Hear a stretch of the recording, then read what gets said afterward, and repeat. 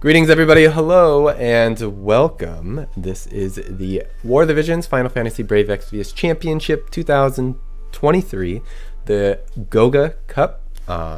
This is our last manual tournament of the year that we are going to be doing here for the almost. Yes. So this is the last. This is the last qualifying tournament, and then we will have the finals. Right after, just a few weeks from now in December. So please look forward to that. Anyway, today is the qualifying tournament, the last qualifying tournament for the Gouga Cup. My name is Justin. I am the community manager for War of the Visions Final Fantasy Brave EXVIUS. And of course, I am joined by the always enthusiastic and the lovely Auronnj. Lovely is okay. It's another new word for me, but hey, everybody, I'm Auronnj. It's great to be here. Looking forward to all the battles today. Last manual qualifier, so a last shot to make it into that big tournament in December. And, you know, manual battle, no matter what happens today, I will definitely see something I didn't expect because that's happened every single manual battle so far. So let's do it. Cool. So this is a sort of a worldwide sort of there's a lot of participants from around the world that are in today's stream. So just wanted to give a shout out to all of them and say hello. Thank you everybody for participating in today's tournament. We are going to be starting at the semifinals. The tournament has already gone underway. We've had 4 people proceed forward into the finals here, or the semifinals, and then we will watch that and then get into the finals right afterwards.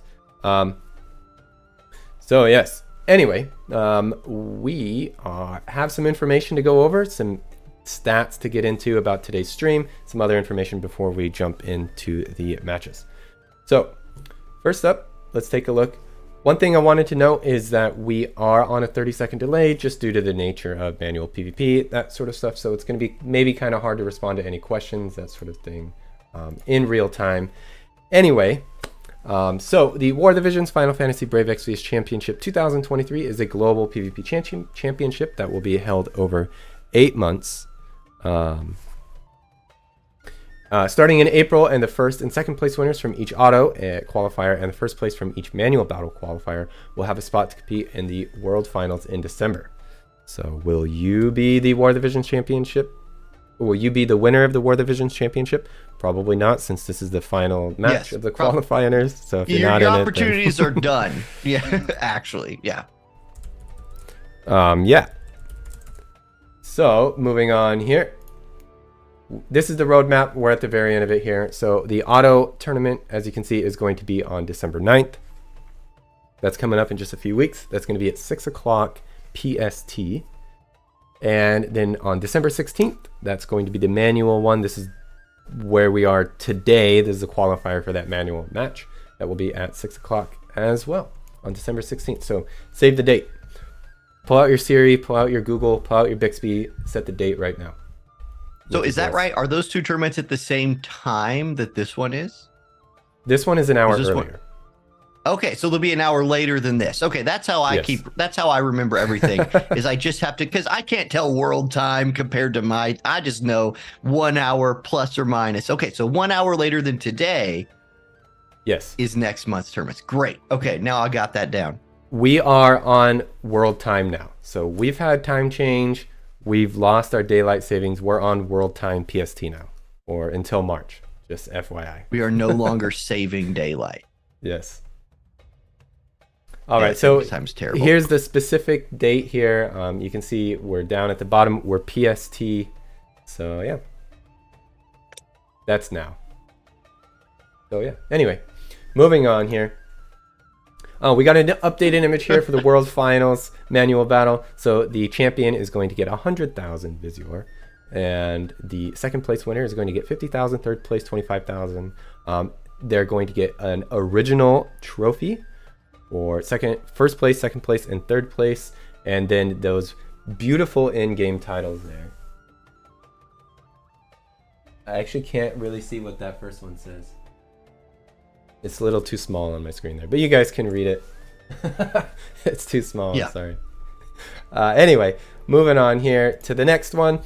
For today, the prizes and gifts that we have today is we've got the Achiever of Glory title for the first place winner, and then we'll also get a spot in the World Finals Discord title and interview on Discord, and that lovely trophy there. You guys now the second place, and all other contestants, they'll be getting a title, and everybody will be getting a PvP t-shirt as well. Very lovely stuff. So we're at the match rules today. Would you like to talk about the match rules? Sure, I can run us through that. So it is single elimination, which means if you lose the best of 3, you are out. It is friendly matches. No auto battle today, speed at 1.5 times, which that's a little bit less relevant in manual than auto for sure. In auto, people mess that up all the time. Today, people are moving around by themselves, so it's not a huge deal. Initial placement changing is allowed. Once you're in the room, you cannot modify your attack or magic stats. So no changing your comps once you get a little scout of what the enemy might be running. Our cost limit today is 230, and of that 230, at least one of the units must be MR or lower in rarity. If you want to run more than one, you can, but you cannot use Quicken. Quicken is nullified. For the first 2 that you'll see on the screen and the matches that have already happened, those are best of 3s. So you just got to win 2 of them to advance. The finals will be a best of 5. So you got to win 3 to win that trophy and earn your way into the grand finals next month. Boom. Boom. Thank you very much for that. So yeah, look forward to that. We got a room number ready, so we're ready to jump into the action. We'll get there very soon though, so just hang tight. A couple more things to get through. So yeah, here's our code of conduct. From what I understand, today has been pretty good so far. Anyway, to ensure a fair and safe environment, we request that players respect the rules of the game and do not cheat or exploit any unintended advantages. All matches will be recorded and judged. If any instances of unfair gameplay are discovered, one or more of the following penalty measures will be applied. There's first a warning, second a forfeiture of the prize title, third a disqualification from the tournament, and fourth a suspension or ban from competitive play. No bueno. Maybe more importantly, I will be disappointed in you as a human. Indeed. You will get the dad look. Yeah, dad look. And teacher look combined into one. Just ooh. It sounds like a critical look. I use it a lot. All right. So for the code of conduct, purposely attempting to crash the game after a match. Purposely attempting to crash the game after a match is strictly prohibited. If such behavior from a player is identified, they will be considered disqualified. A player may also be barred from entering any future official tournaments if they have been determined to be acting in bad faith by the management staff. We would like to clarify our regulations and process for addressing the use of cheats or exploits. If a player is penalized by a judge, the fact will be alerted to everyone during the live stream. If the first warning is ignored and the player commits a second offense, they will be immediately disqualified. If there is any reason to suspect misconduct, the management staff may return to the log for review after the tournament. If misconduct by a player is identified, they will be penalized as stated in the rules. All right, very serious tone there. Yes, don't cheat, please. Anyway, we've got some lovely viewer rewards lined up for today. So, you guys may know how this goes. Basically, during the live stream and after the live stream, we will be counting the views on the VOD or the video.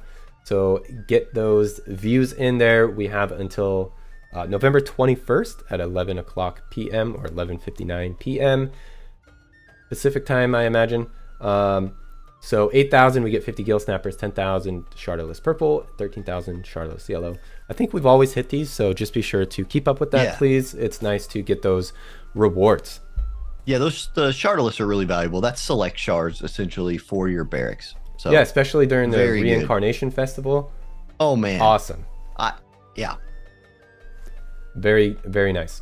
All right, so we've also got another secret keyword for today. So fill out the online form.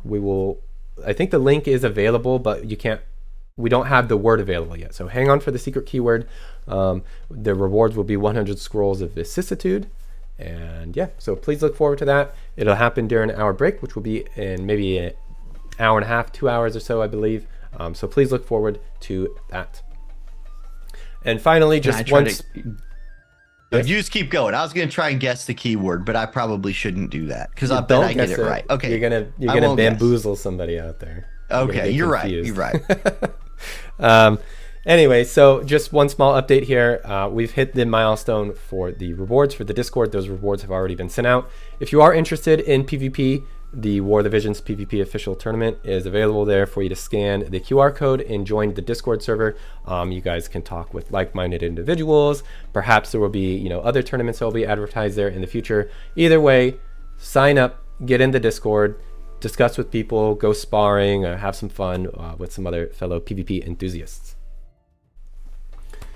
Cool. And right. Let's take a look at the bracket here really quick. So this is the bracket that we're looking at today.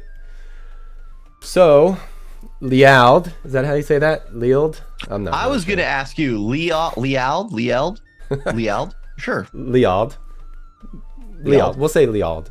Anyway, they have progressed. They have beat Isfar, whom I did an interview with a bit ago. Anyway, we've got Chase versus All is going to be against Liald for the first semifinals match, which is already ready to go. On the other side, we've got Surf Taco that's going to be going against a previous manual battle tournament winner, Luca. Luca won the manual battle tournament before the official War of the Visions PvP tournament started. So they are coming in on their laurels, but they didn't qualify for the final match in December. So that's why they're participating today. Yes. So yes, look forward to that. I think this is going to be a very interesting fight that we have going forward. Anyway, we've got the first player card here. So let's take a look at that. Once we get through this, we can jump on into the matches. So let's pull that. I say oh no because I've seen these, and you guys are in for something here in a moment. All right, so let's take a look at the first one. This one's not too bad. So Liald from Thailand, favorite character, Halloween Lucio. So a new character, actually really new character. And he says, give me the chance. Well, Liald, here is your chance. You've got it now. I would love to see a little Halloween Lucio today. Although running evade in manual, I mean, that's hard. That's tough. So we'll see. We'll see. Maybe we get some Halloween Lucio today, though. I would love to see it because I think that character is really cool. And I thought that character overperformed in the last tournament that we had. Kind of encouraged me to pull for him. I'm slow building him myself right now. Indeed. Me as well. Is that correct? I too. That sounds correct. I too. Yes. Sure. That sounds awful, but we'll go with it. All right. So yes, that's Liald. And we've also got Chase versus All from the US. Here's the one I was excited for. So this is Chase versus All from the USA. Favorite characters Ramza goes with Summer Glassy's picture, and his message / shout out is just me making a whale noise.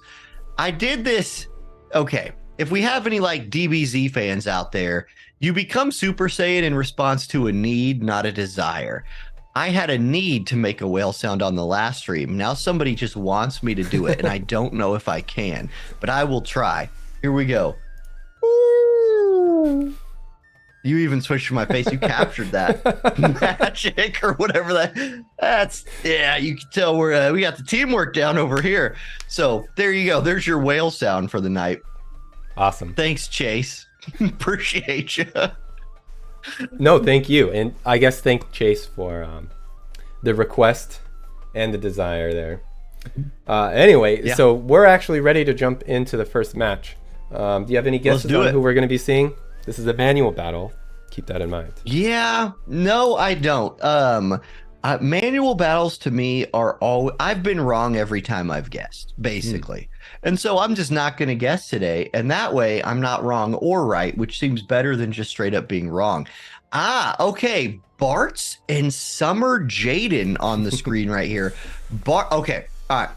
It would be really cool if Liald was running a follow-up attack team, because Irvine just came out for Final Fantasy VIII. I've seen videos of this online where you run Irvine and Bart's together, and then they both do their follow-up attack buff. And every time you attack, you get multiple attacks in. Now, we don't have an upgraded lightning yet, so I don't think we'll see her mixed into that group. But it could be Bart's, Irvine, and we couldn't actually see all three of those anyway. You cost limit and all of that would run into you there. But it could be Bart's, Irvine, something. Actually, is that possible? Because Bart's is 100 cost unit.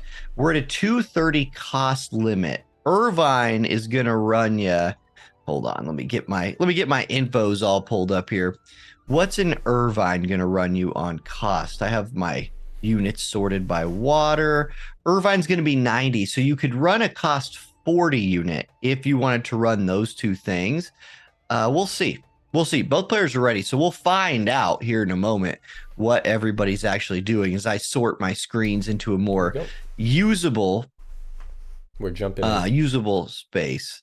So if it is that, and it is not, it's actually just, okay, it is Bart's for the follow-up attack, but it's Bart's and 2 missile units for the follow-up attack, specifically 2 ranger type missile units, like not guns, bows and arrows. And it's Summer Lilith versus Summer Lilith. In fact, Chase's team is Summer Uni. So we'll call it the Summer Uni team. Even though Uni does not have a Summer model, he is rolling out with Summer Jaden and Summer Lilith. Summer Lilith is a very, she's good. I think she's a good unit. And note the bow. Now, you can't really see it very well. She's kind of behind that salt or pepper shaker shaped pillar on the screen, but that bow is Fina's TMR, and this is one of the older tricks out there. Is that bow, the auto attack has a chance of charming a target. So even if that's not Chase's entire strategy to go out there and do some like cheese with some charms and stuff like that, if things start going weird, or you get inflicted with a frostbite or something like that from Curry where you can't use your skills, your auto attacks now have a chance of maybe winning you a fight with a little RNG luck, something like that. Uni, we've seen perform very well in the past, and I think everybody who's played the game for any amount of time knows what Curry can do, right? Long range, frostbite is just devastating if you can land it on the enemy team.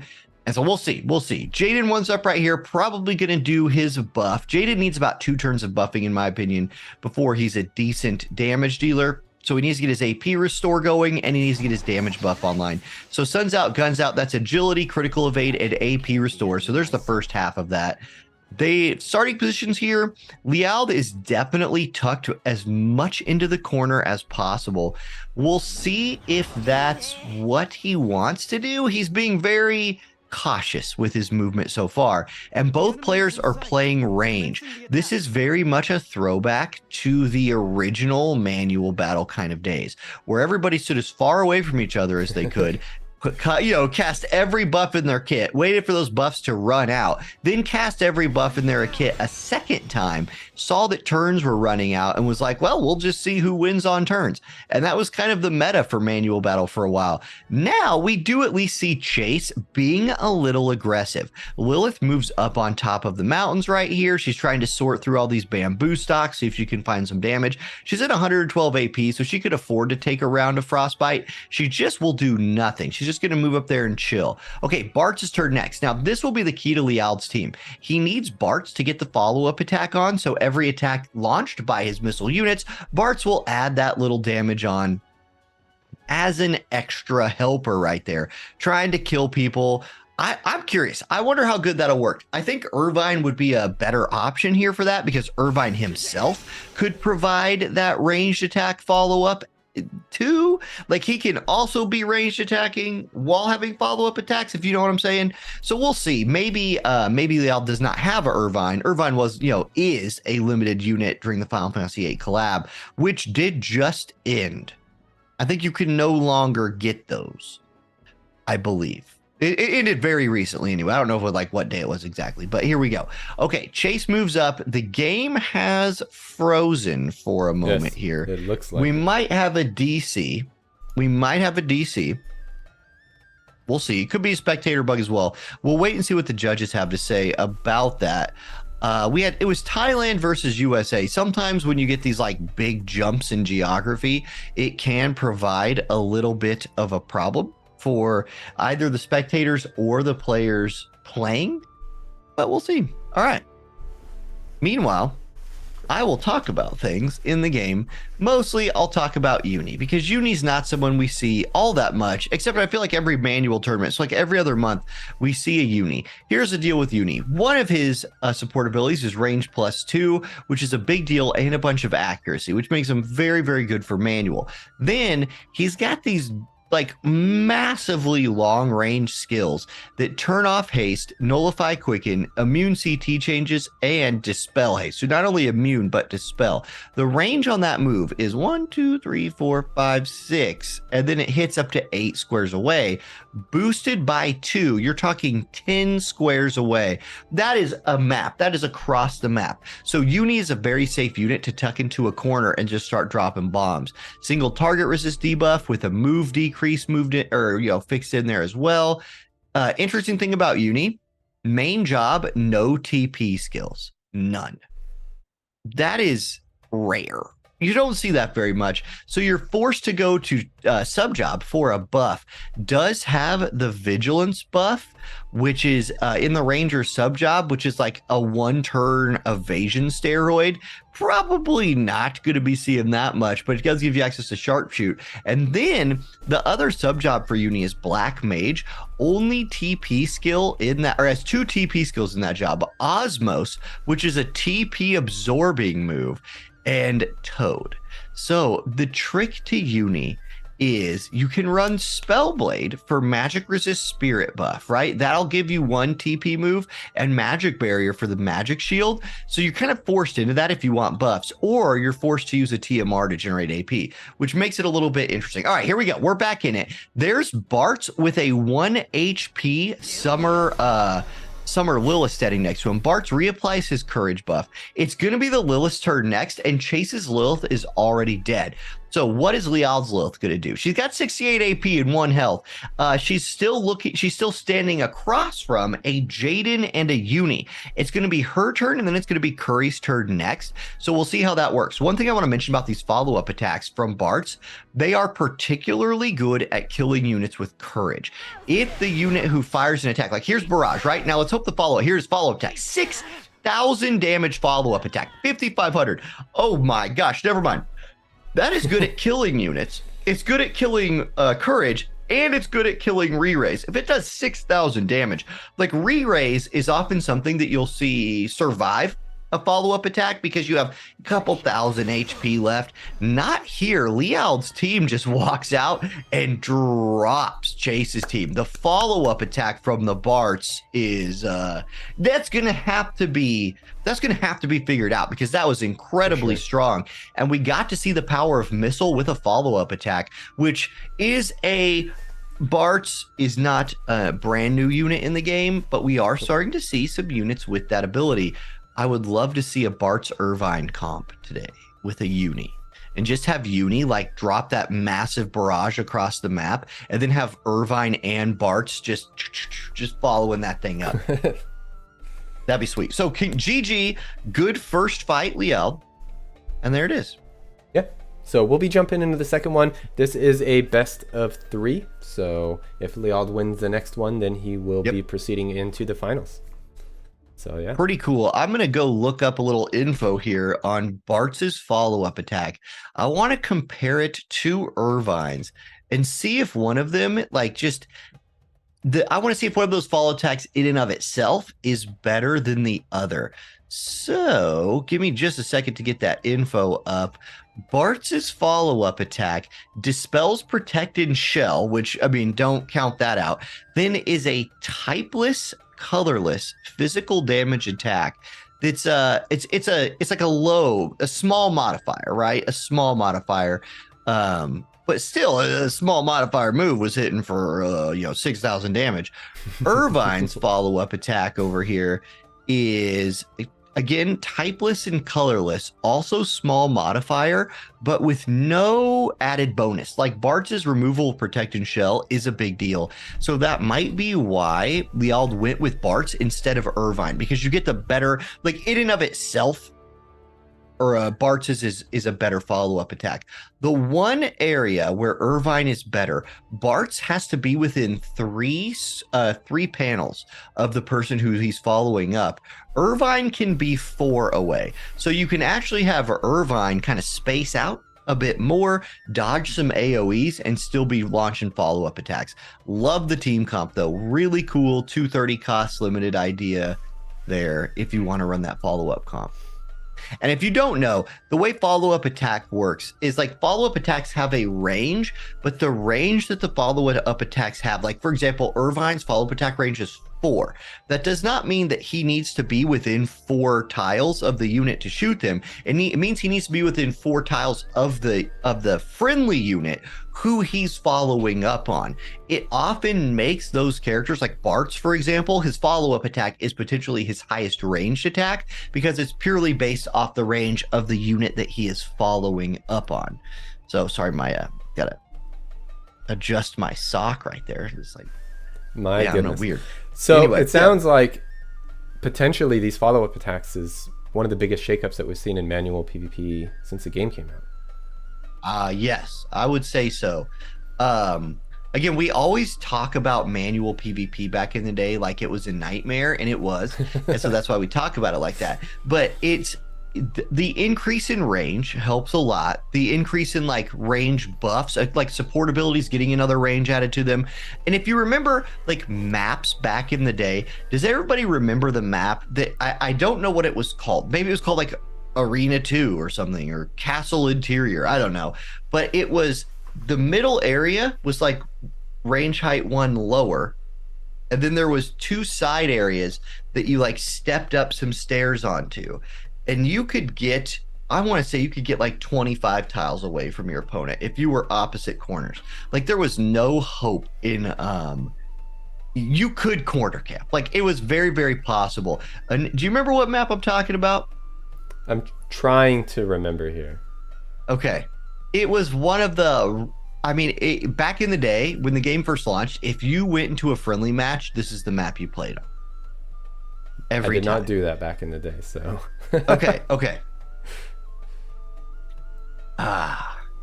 Starwolf guessing my attire. No, Starwolf, I'm wearing black sweatpants. I'm actually all decked out in black today.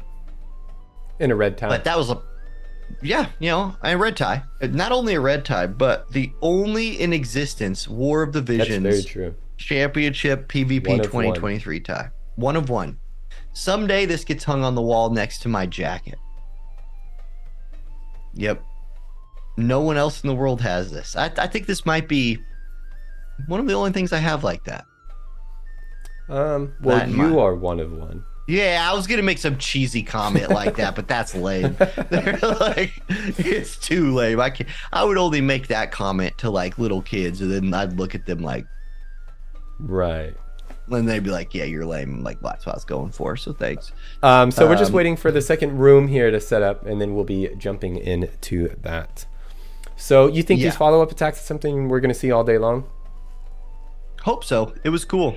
And what it does, I like that it is a way of removing courage and re-raise without worrying about having a buff that removes courage and re-raise or a skill that removes it. I think that's really neat. It's Bart's on a missile team, not something you expect to see, but there we go. One thing that would be cool to see sometime later in the game is a unit that was built completely around that, where they had like an aura buff, similar to like Squall's damage reduction aura, but some kind of buff for their teammates. And so you built this unit that's like really slow moving, meant to cast a buff that provides like an aura to his allies and a follow-up attack. That would be a really interesting idea for a future unit. Interesting. Yeah, these follow-up attacks, I'm not sure who the very first person was. Was it Noctis? Was it Noctis? Yes, I think it was probably Noctis. Because when Noctis came out, I was like, finally we have an Elena counter in some way. But yeah, that didn't really, honestly, it didn't really pan, like in my head canon, it seemed to work a little bit better, but I didn't really see that happening too much. Well, and like it was a counter for the most annoying parts of Elena, which was you had to kill her 3 times. Yeah. So Noctis's follow-up attack The thing about Conjure Armiger is, remember how I was talking about the range on Irvine's follow-up attack is like 4? The range on his is the whole map. Like he's always in range to conjure Armiger at somebody, and it's a large modifier, or it's at least a medium modifier damage. It's really good. Conjure Armiger is a really good follow-up attack. Anyhow, the problem with it was it scales off of magic, right? Which Noctis is that weird like hybrid kind of deal. Dude. So anyway, we do get to see Bartz again. So Lial might be running the same team, and Chase goes to a Flag Glassy comp. I want to mention though that there's a lot of magic in that Flag Glassy comp. She's probably the only physical DPS unit on that team. It's Leela. Flag Glassy, Halloween Little Leela, Adelard. Okay, so Adelard coming out here. I did not expect to see an Adelard. Now, Lial is going to run the exact same squad. What is Chase hoping to accomplish? Justin, do you have an idea of what Chase is going for with this Halloween Little Leela Flag Glassy Adelard team? I don't know. I do know something about Adelard. Well, I mean, Leela, of course, has extreme range on a lot of her abilities. Yep. So maybe. And Adelard has a jamming thrust with a lot of range. Yes. But I'm checking something right now. So Adelard's a guy way back in the day I used to run against missile teams in particular because he has like a base 25 missile resist. Leela's base missile resist is -5, so that's probably not the build, idea there. What about Flag Glassy? She is a good unit against missile, I believe. So maybe that's the plan here. Also, you do get the elemental advantage against the Lilith, but an elemental disadvantage against the Curry. So it's kind of all over the place here, I guess. I don't know. We'll just see how it plays out. Let's see what Chase's plan is. I'm sure he has one, and I'm sure this team was prepared for a reason. We'll just have to see what that reason was, and if that reason was countering Bart's follow-up attack long-range missile comps. I doubt it was, but we'll see. All right, here we go. Adelard moves off to the side. He's going to be looking to do fast cast is a really good buff that he has down now that gives haste. He's got those jamming thrusts from range. Here's fast cast on himself, so activation time down, haste up, and unit attack resist up. The unit attack resist will help against the follow-up attacks. Follow-up attacks are single target attacks, so stack that unit attack resist and try not to take 6,500 damage from every follow-up attack. That seems like a good recipe for victory. Let's see here. I don't know. He's running away. Chase is running away. Bartz is going to do his follow-up attack buff right here, I believe. So he's going to put his self buff on. Calculating. He's thinking about it. He's got his sword in his hand. He's doing that little wiggle that they do. He's hiding behind that bamboo tree doing the wiggle. Here it is, Defiant Courage. So follow-up attack 3 times. That is turned on. And now if Lilith is in range, the follow-up attacks will begin to rain. She moves up next to Bart. She moves just to the side of him. She might be in range of the Glassy right here. In fact, I'd be surprised if she wouldn't. I can't tell exactly how many tiles she's away. She's not. Okay, so she's going to back off and start looking to do something else. She already has AP Restore on, and she's going to go Courage. Okay, so there's the Courage, Nullify, and Paralyze, but Paralyze, Paralysis, Nullify, Courage buff that she just cast on herself. And then it's going to be Flag Glassy's turn. Now, Flag Glassy's got a little bit of a problem here. If she moves into range and looks to do a bunch of damage, she is then going to be hit by Curry. I love the move up buff right here because if you don't choose to move into range now, you can save that for the next turn. So I think that's a smart play. And this will at least force Curry to walk forward and attempt to get into range. And Chase might just have these ranges like figured out, right? He might have played this enough times. He might have played against these units enough times to just know I can be exactly this far away from them and I'll be fine. And if so, We'll just see. We'll just see. So Curry steps up. He's thinking. He's doing his little wiggle like he does. Elemental advantage. He is going to look to buff, I think. I don't think he's in range to shoot anybody here. He's going to go Summer Sharpshooter. So there's effect range up and attack up for himself. Leela's going to cast a Protect on herself. She is staying very safe. And it looks like Leela's job on this team is going to be to heal. I don't think if you're going like, if you're going commando bomber Leela, she's not moving back there casting a Protect on herself. She's probably moving forward looking to do something else. Adelard's going to apply another haste. This time onto Glassy. So there we go. He's hasted, she's hasted. Leela's up next. She could also haste herself, or she could look to drop a Protect on Glassy, and Glassy could be trying to 1v3 here. That might be the idea. Leela is circling around the side. Let's see. She's thinking. She's gonna do nothing. Yeah, she just did nothing. So she just preserved CT, chose to just move and not take action. All right, Glassy's turn. Now, she is a bit of a ranged unit. No, she's not a sharpshooter or a sniper or anything like that, but she could throw that spear a really long way. It's just that she have a good target yet. Her best target on the enemy team is going to be the Earth Element unit, Summer Lilith, who is tucked pretty far away. So Glassy just steps back a little bit and will chill out right there. One thing that Chase could be thinking is waiting out Bartz's follow-up attacks. There's a couple of turns left on that, though, after this turn, and he can recast it, I believe, and I will look this up as the characters are just kind of wiggling back and forth. Bartz can recast the buff Defiant Courage one more time. So a Defiant Courage, despite the name, is not a buff that gives you courage. It is a buff that gives you slash attack, resist penetration, and the follow-up attack. So he just gave himself courage, but that was not actually him replenishing his buff Defiant Courage. Instead, that was him casting a courage buff on himself. So there we go. Anyway, Lilith scoots forward a little bit. She's going to look to do something. She's at 205 AP. So anything she does, she does not need to generate anymore. She's good with what she has. She's going to go Divine Grace, max HP up. Okay, I mean, that's something. If you got nothing else to do, I guess you could just do that. Curry's turn next. He scoots over there. Again, looking at his ranges, seeing if he's in range to do anything. Mostly just making sure I have to talk over very, very little action. That I think so far that's been both players' goal, is just to make sure that nothing happens, and I just need to like continue this monologue about things. So yep, there's King Curry. He moves next to Bartz. He's doing his wiggle. He's gonna go Shadow Bite. So there we go. 1257 lands the Immobilize, and the follow-up attack follows. Now that Immobilize is a big deal, because even though she does have range, and by she I mean Glassy, she has a nice bit of range. She does not have the range to match those two actual range units. Is there an Esuna or something coming out from one of these other two characters? Maybe. We did see Leela cast Protect. I'll go check. Does little Leela have an Esuna? Does she have a way? Yeah, there's Esuna right there. So there's the Immobilize remove. And with the casting time reduction from Adelard's fast cast, he's able to get that Esuna, applied to Glassy before it's her turn. So that's pretty critical. Now Glassy can either choose to move in and attack, and if she does that, she has Leela ready to heal her. So expect her to be full HP after whatever it is that she does on this turn, and she might just look to like rebuff herself here. She probably, I don't know. Yeah, she is just going to go Spirit of Wazette. So there's the accuracy and the shield for 3 turns. And then she'll just stand there. This is going to be Leela healing, I would imagine.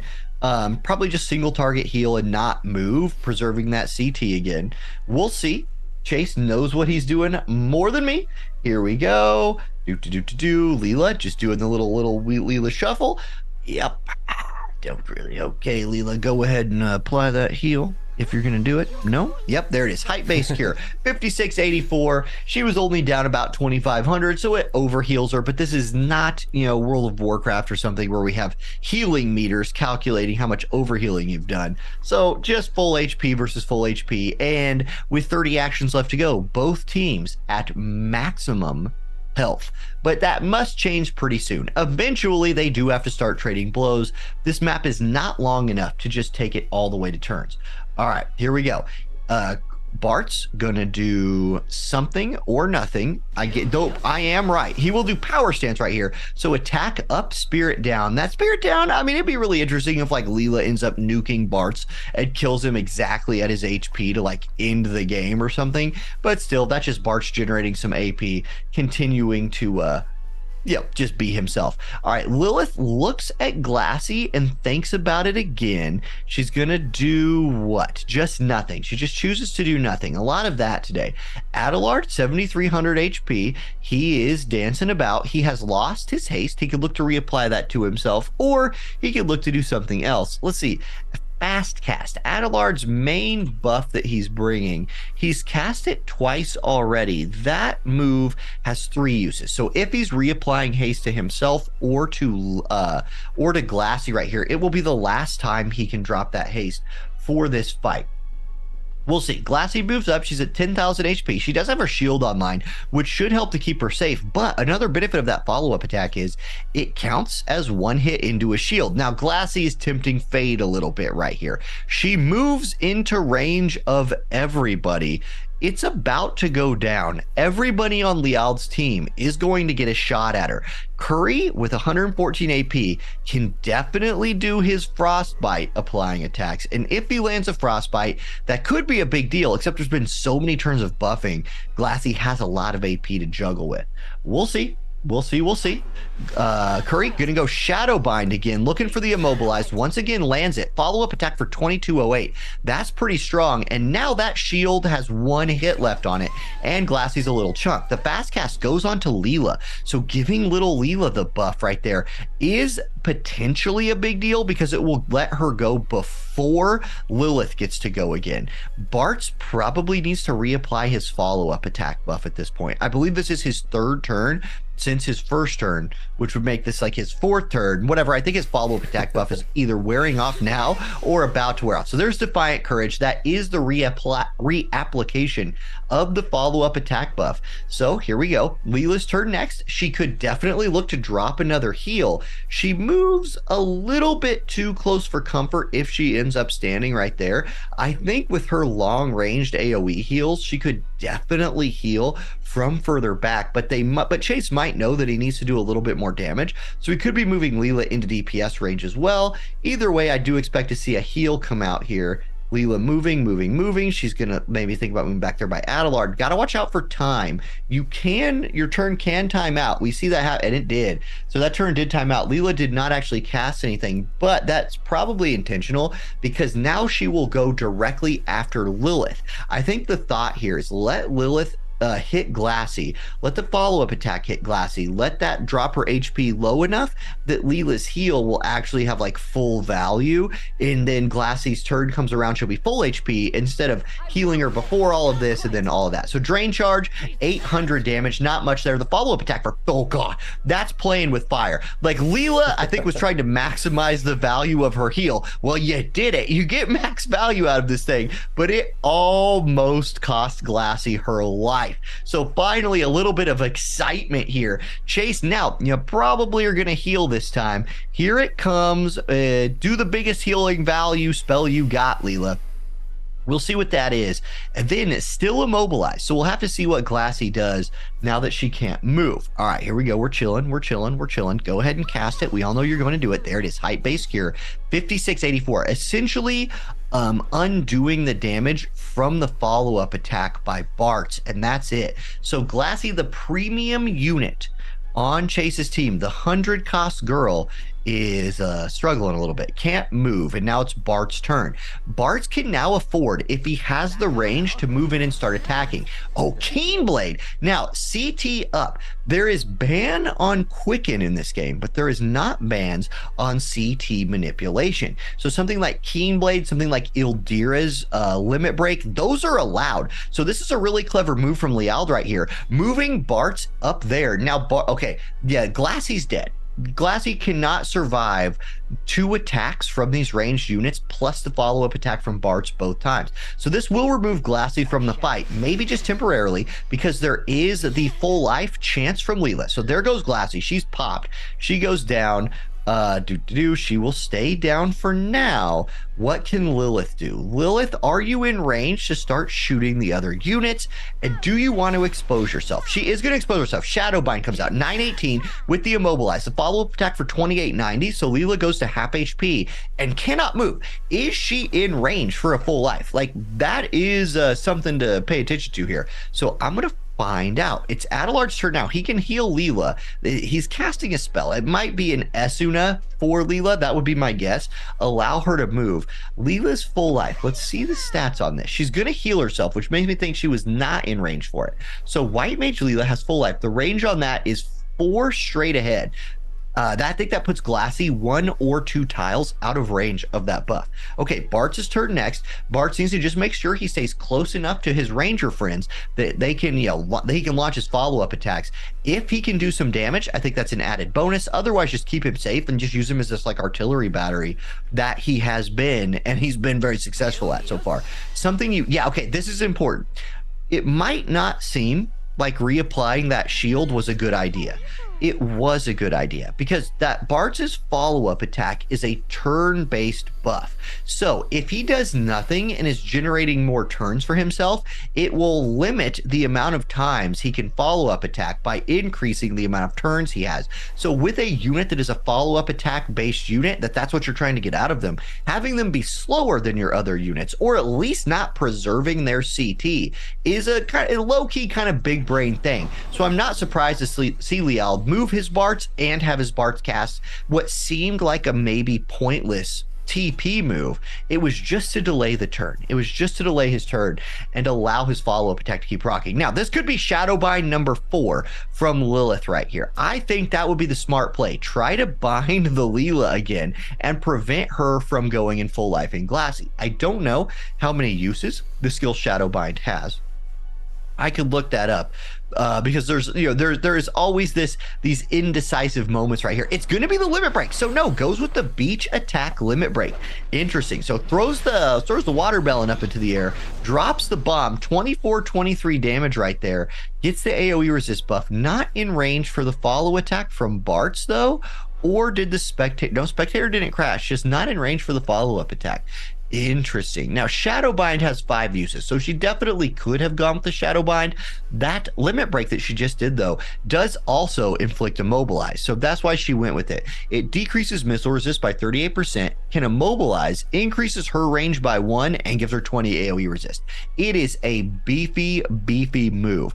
This is going to force Adelard to just go start doing other things, right? Like, this immobilized follow-up attack comp from Liald is really annoying to fight against, I feel like. I bet you Chase is just like, come on, man. How many times is my Adelard going to cast Esuna in this fight? And maybe that was the reason Adelard was brought along. Now, okay, Bart's is going to start committing here. He is the non-missile resist, or missile unit, and he one-shots both enemy units and just ends the fight. So this fight that was a bunch of just like missile attacks and follow-up attacks, Bart's the whole time was just like, just powering up. He's like, he's charging up that giant spirit bomb the whole episode, and then it finally becomes time and he walks up and just blade blitzes the enemy team. GG. Liald takes down Chase and moves on to the finals. All right. Yes, we did congratulations. not see Halloween Lucio, but we did see a lot of Bart's follow-up attacks and immobilizes. We did not see Halloween Lucio, but we did see something equally as scary. Ooh, I like that Halloween scary reference. Very good. We are very seasonal here. That was quite the match. I like that we started that with you saying that Manuel has sort of changed from turtling in the corners to basically and then doing they turtled just in that. the corner. Yep. It's really evolved into turtling in other corners. But you know what though? That's okay. Like Chase, at least I'll give Chase credit here. He lost the match, but even though he knew he was outranged, he did at least attempt to run at the enemy. He did. He was trying. The immobilizes kind of prevented him from doing that, and Liald knew his ranges and knew what he had to deal with. So, yeah, there's that. Yeah. Okay. So we're going to be jumping into Surf Taco versus Luca here. So it'd be interesting to see if we have another follow-up comp or what was going on there. I really want to see an Irvine Bart's follow-up comp right now. I think that would just be super cool. Like every time you attack somebody, you get 3 attacks. That's awesome. That would be interesting. Okay, yeah. So those other two are preparing their room. I'm gonna vote. I'm gonna vote Luca for this one on the vote in chat. But here we go. Here's Surf Taco's page from the USA. Favorite character is Perrine. And shout out is thank you to Bismarck for War of the Visions calc. Yes, Bismarck is the man, and War of the Visions calc is a wonderful website to use for all of your War of the Visions needs. So a very good message shout out right there from Surf Taco.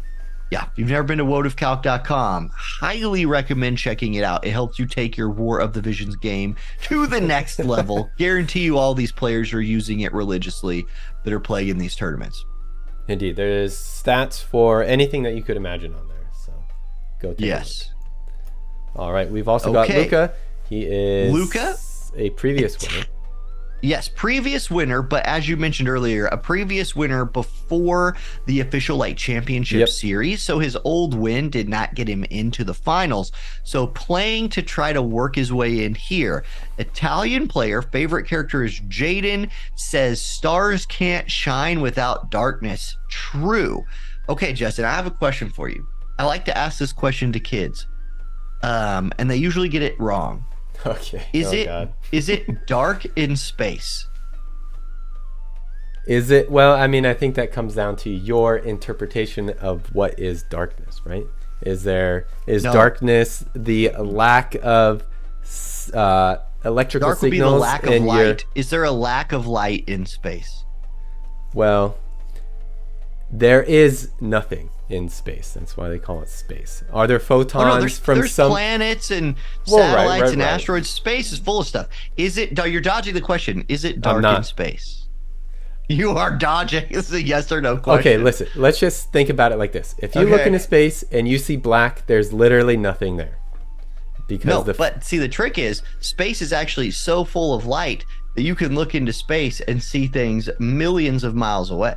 It is not dark in space. Space is like if you get out of it, if you're in a spaceship and you get out of that spaceship, you'll die. But before you die, you can look back and see the spaceship you got out of very clearly. There's just a lack of things for light to like bounce off of in space. I think that's why people think it's dark. Well, right, obviously. Yeah. But if you had no external light, if you had no external light or internal light on that ship at all, if you had no lights on that ship, you would not be able to see it.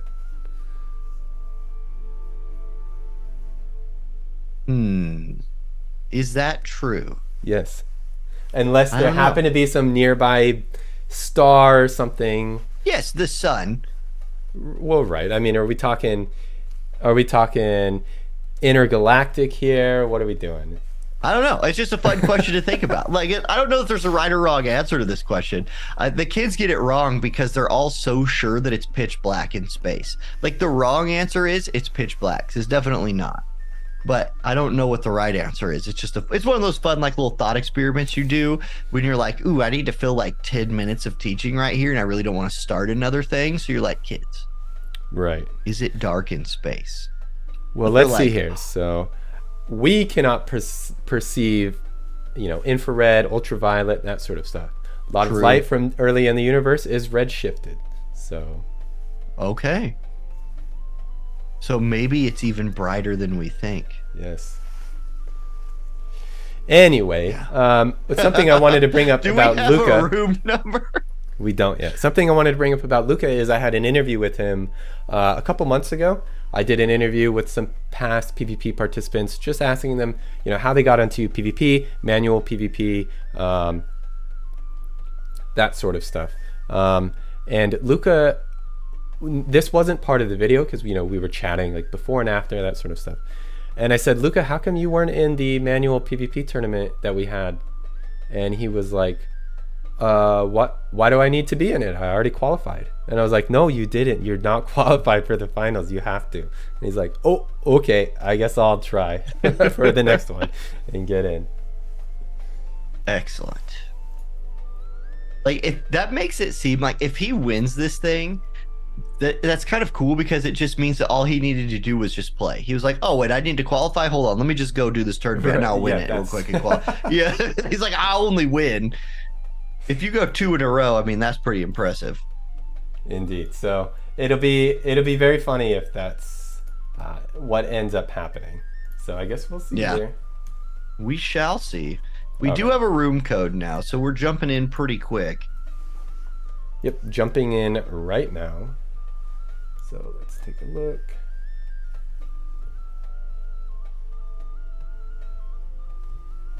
I watch a lot of theoretical space universe videos on YouTube. Yeah. That's awesome. Like, that stuff's cool. I wish more people were into that instead of, like, other stuff. Okay. Here we go. Now, Surf Taco shows Uni. We were right when we talked earlier about seeing a lot of Uni in the game, or in manual matches. So there's another Uni coming out. And Luca shows Bridal Alaya. So here's the deal with Bridal Alaya. Is she necessarily great in manual PvP?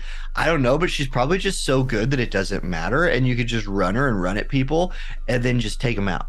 Right? I think that could be the play here. One thing that is good is shields. Shielding is very, very good in manual PvP, especially number of hit shields, because you can apply that buff early and then apply your next buffs and you're fine. Alaya has access to a shield. She has access to very strong self buff that also buffs the AoE resist of her group. She has the tools in her kit to run at somebody effectively. You throw a haste TMR on her and you've basically got like the combo that is Bridal Alaya. That team from Luca has a lot of magic on it. The team from Surf Taco has a lot of attack. So Surf Taco could be running another follow-up attack team featuring a Uni. We'll see. Alaya probably running with it is, and it's Alaya Soul Slime. So okay, we see 2 very meta units in Soul and Alaya coming forward right here against another Bart's follow-up attack team, Lilith Uni Bart's.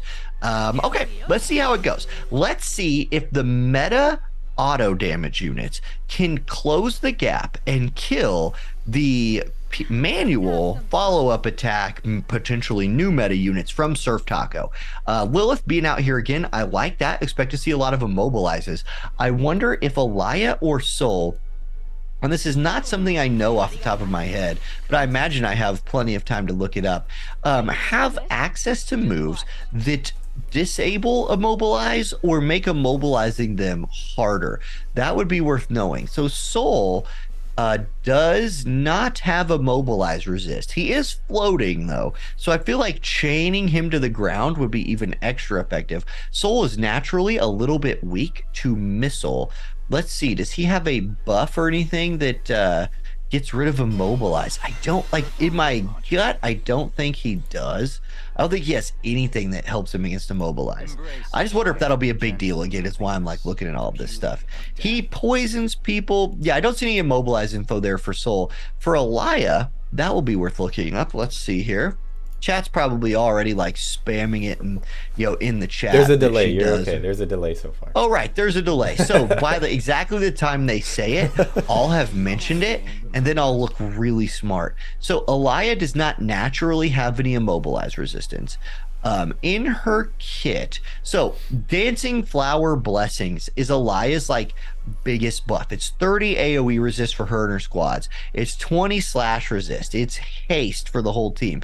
It's haste or grants the fall. I'm sorry, it's not that. It's Dispel Auto Revive for the team. If it was haste for the whole team, just uninstall. It's courage for herself. It's physical damage up for herself. And hate down when she drops a certain amount of HP. So there's nothing in there about immobilize, ignoring or anything like that. In fact, I don't see anything about it. So, okay, neither of them are particularly good against immobilize. It's not something I've ever had to look up before, and I just tried to look it up real quick. Both of them excel at one thing, though: killing other people.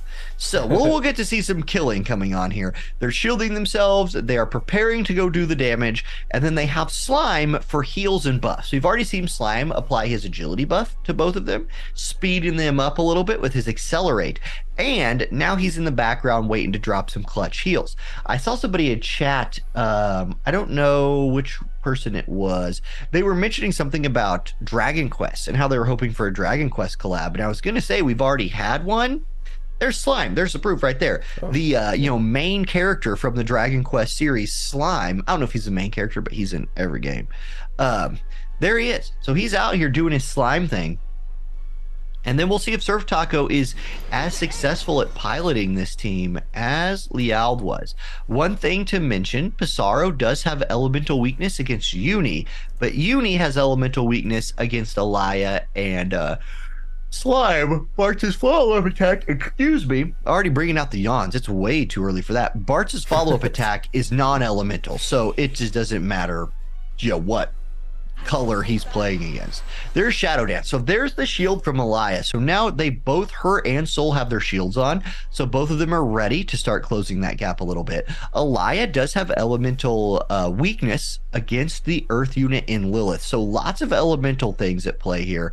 We'll see. It didn't end up really mattering that much last time because the range was just too much. And Immobilized might end up being a thing again here. I don't believe Lilith was in range for a Shadow Bind there, so she's just going to kind of back off. Probably look to buff herself or just do nothing, preserve that CT a little bit. Uni could look to start moving up as well. It looks like on this turn order thing, if Uni does nothing, she will just immediately go again after Slime. So Uni could move up, not take an action, then move again and hit everybody. The problem is she would move out of Bartz's range. The Bartz is a little bit too far back to launch follow-up attacks where he is. And so I think this will slow Surf Taco down and prevent him from actually like running up and doing much there. So arrow fall from distance. So haste nullify right there. No follow-up attack from the Bartz. Interesting. Was Bartz out of range right there? Or is his follow-up attack, like, does it have a bad range height on it? Like, is it range height 1 or 0? I'll look that up right now. I fully expected to see the follow-up attack launch. Let me check on that real quick, because if so, that will make things a little interesting. There's range height 1 on Bartz's follow-up attack, so I'm wondering why it didn't launch. Maybe he hasn't applied the buff. It could just be that he has yet to buff the follow-up attack. He's going to go Keenblade right here. Okay, so a little CT manipulation. He's going to... Bartz needs to move forward. I'm just going to say right here, Bartz needs to move forward. If you're going to keep him in range to launch those follow-up attacks, which is his job on this team, he needs to move up. Uni has AP problems right now. So this is one of the reasons why I thought Uni might not do what he did on the last turn. He's got enough AP for like one more really clutch move, maybe. Let's see. He could hit a big AoE attack right here, and if that could be followed up into, maybe you kill Slime or something. Here's arrow fall. So there's the big AoE, quicken, nullify, all of that stuff. Almost kills Slime with the follow-up. Does hit Alaya with the follow-up, and now it will be Summer Lilith's turn. Big damage right there coming out from the Uni Bartz combo, but not nearly big enough to let those monsters on Lucas' team get in range of your team. Okay, Lilith, what can you do? You need to immobilize Soul. Let me just tell you, that's what you need to do, and she's going to go for it. So Beach Attack is going to come out. Watermelon's up in the air, fuse is lit, arrow of light and fire comes down. Immobilize on the Soul. That's a big deal. Soul was looking really, really healthy over there with his little shield, and he was looking to move in and do one of those, I pick you, you, and you attacks, and that you, and you tend to disappear when he does that. Now, Uni's in trouble. Alaya is going to one-shot Uni if Alaya gets the chance to. I'm going to go ahead and predict that happens. But is she in range? I can't exactly tell how many tiles she is away from Uni. Nope, just the stag impact onto the Lilith. And even through the elemental disadvantage right there, Lilith almost drops. Now, Soul is floating in the air, but immobilized. He's chilling, and he can't do... Does Soul have a heal? Like, can Soul actually whip out a heal right here and heal up Slime and Alaya before Uni and Bartz get another turn? He's going to go Veil of Truth instead. So protect, strike, attack, resisted, shield back applied. So that's nice. Does get his shield back online right there. The protect is dispelled by Bartz's follow-up attack. Bartz is going to reapply the follow-up attack. That's an interesting play because Bartz definitely could have gone all in right here, looked for a blade blitz or some kind of big attack from himself, trying to just kill the enemy team. But if you're Surf Taco, I I don't know if I can overstate this. You cannot let Soul and Elia get in range of your team. They'll kill them all. They will just kill it. This fight will be over. Like, your team is cool and it does really neat stuff. The raw power on Luca's team is just tough. So there's Punishing Arrow from the Uni. Move Down is really nice, and the 5800 follow-up attack is extra really nice. And now Lilith can kill Elia. Even if Elia, like, as long as Lilith can do whatever that sliver of HP right there is in damage, then the follow-up attack will kill her even through a courage or something like that. So Lilith has 44 AP. That's plenty to do a move. I don't know if you risk moving her forward right here, hoping that you can, like, hit everybody. She can hit everybody from right there. So there's the barrage. And this is the combo. You hit everybody with the attack. The courage procs. Bartz kills it with a follow-up attack. And then Bartz does one. Okay, once again, Bartz does not follow up attack on the Soul. That's it. That's 2 times Bartz has not follow-up attacked Soul in particular.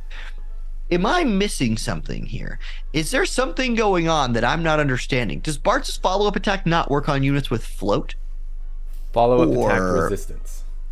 Follow-up attack resistance. He has follow-up attack resistance. So maybe someone in chat knows what's going on here, and I'm about to learn something about this game. We'll see. I learned, like I said, I learned something new about War of the Visions every single time I watch manual PvP. Now, Soul still can't move, so he's going to stand there for a minute. I'm going to go read Bartz's skill right here. So I'm scrolling. It just says Dispel, Protect, and Shell and do damage. And he was definitely in range to do the follow-up attack. Does it, like, only trigger 1 time or something like that? I don't know. Soul's barrier prevents the damage. He can't follow up when no damage is dealt. So that's an interesting interaction. It sounds like, according to what chat is saying, Soul's barrier prevents... So, okay. Maybe this is how it reads. Bart's follow-up attacks damage on the enemy team. Technically speaking, she damaged a shield, not a unit. So, because a shield was damaged and not a unit, the follow-up attack does not target shields. It only targets units. So that must be how that works. And in fact, JB confirms that in chat. So JB, definitely a very well-versed manual and War of the Visions player, says the barrier negates the damage, so the follow-up does not occur. So there we go. We were on it, at least, with what's going on. Uni from downtown will go Arrowfall. That did 815 damage, and there now the follow-up attack comes. So there we see, and the protect removal counts right there. Here comes Soul. Soul has 9,501 HP, and he's going to look to do some damage. He goes for Bartz, does not quite kill him. Bartz lives, but Soul procs his chaotic healing. Now here's the deal. It's going to come down to this. Surf Taco, you have 1 round of turns to kill Soul, and Bartz does it in 1 move. Bartz out here just annihilating people, and once again the missile team wins. Surf Taco picks up the match. GG, good game, and we'll go to the next round with Surf Taco up 1-0. It is... Yes. Go ahead. No, you go ahead, please, if you could. Please. I just got to check. So, like, people send me messages reading this thing. Discord message here again, confirming about the shield and also confirming that Uni is a male. And I really have been trying to get that right. You have been doing very well. I didn't hear you slip up. Apparently, I must have, because here's the thing with chat. Chat never. You can be right 99 out of 100 times. Yes. The one time you're wrong, chat is like, what's wrong with you? And there's a lot wrong with me is the answer to that question. A lot. Big wrong. So, okay. Close match. Yeah. So I do appreciate Luca running more of a traditional meta team. We'll see if he switches it up a bit. He usually seems to have a lot of things in his chamber ready to go. I would say that composition didn't really work out too well for this follow-up attack comp. So back to the drawing board, possibly. Like, I don't see how it can go better than that unless he just rushes in as fast as he can. Then you got run the risk of being immobilized. So some kind of immobilized resistance, or like immune immobilized. That could work. There are definitely TMRs out there that could help you in this regard, I believe.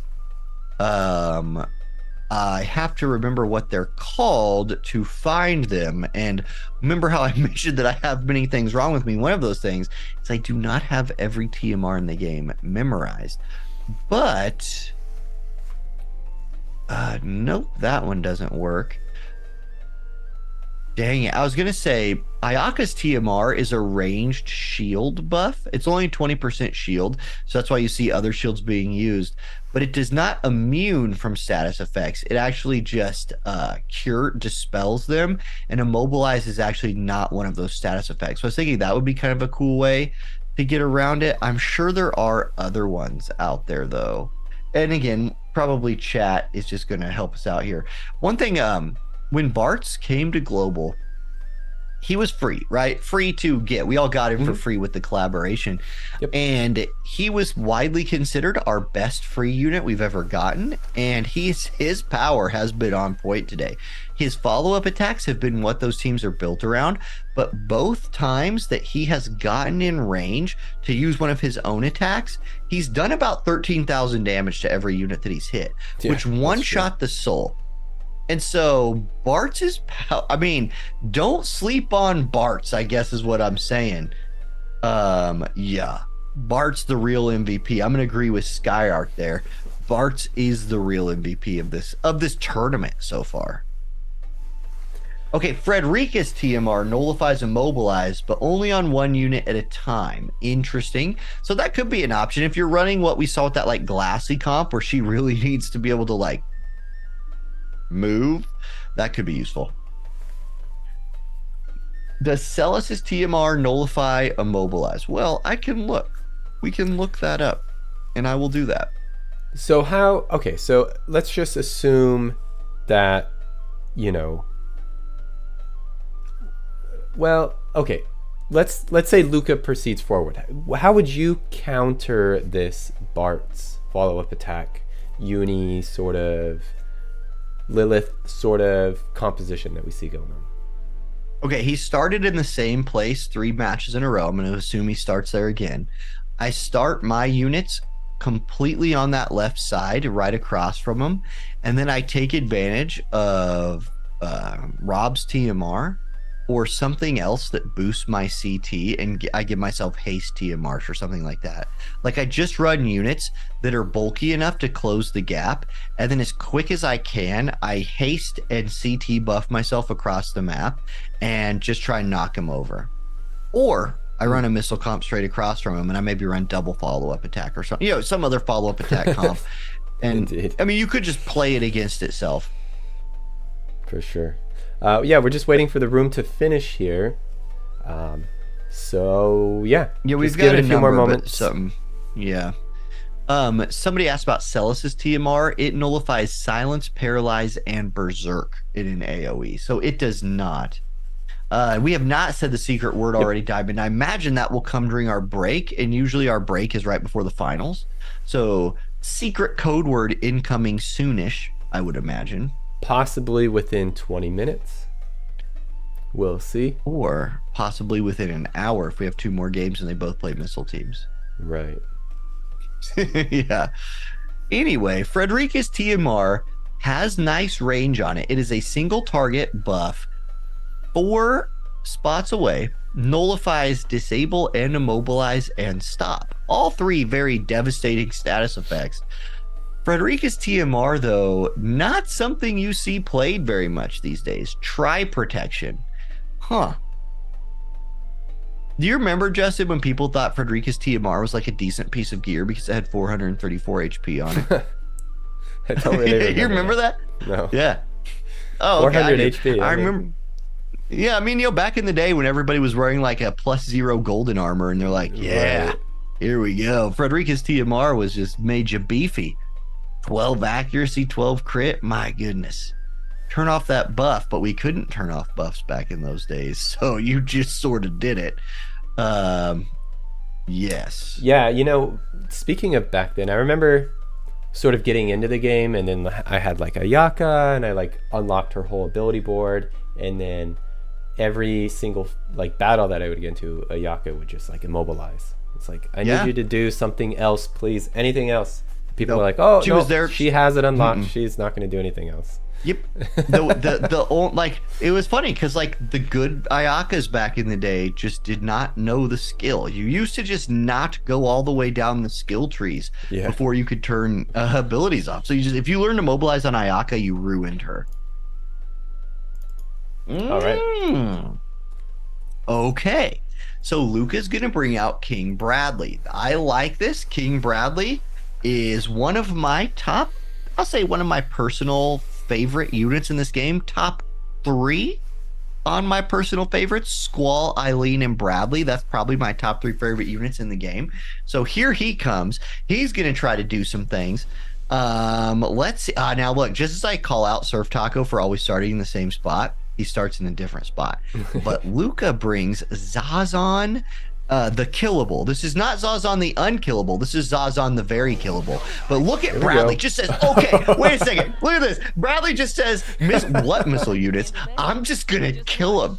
That is what I'm talking about. That's how you get that. Like, look, take this missile team. You're all dead.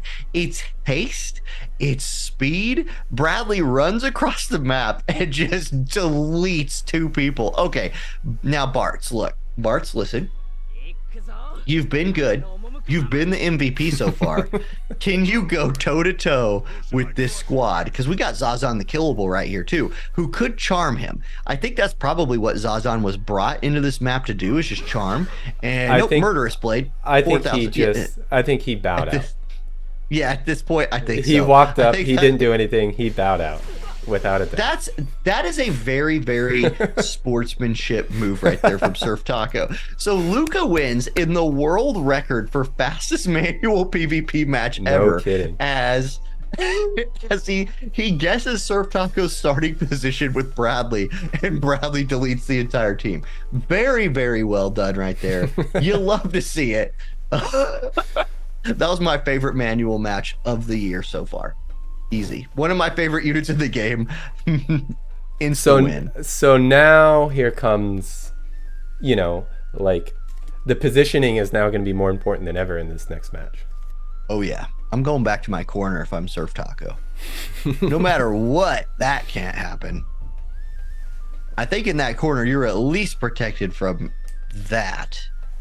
He might have like 40 chest himself. He might have been thinking, hey, he's going to try and he's going to move over there thinking that stuff's going to happen. So I'm going to move over here. Oops. All right. So yeah, that was interesting. Luca took a while to join that match, so I knew he was setting something up. So.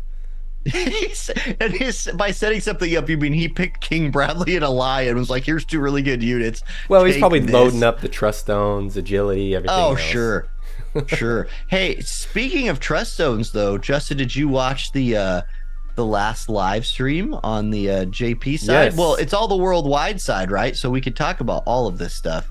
It's nothing's official, but anyway, hypothetically here in Minecraft. Hypothetically speaking, in Minecraft, when you make trust stones, you get to eventually just pick what trust stone you make instead of like the random factor.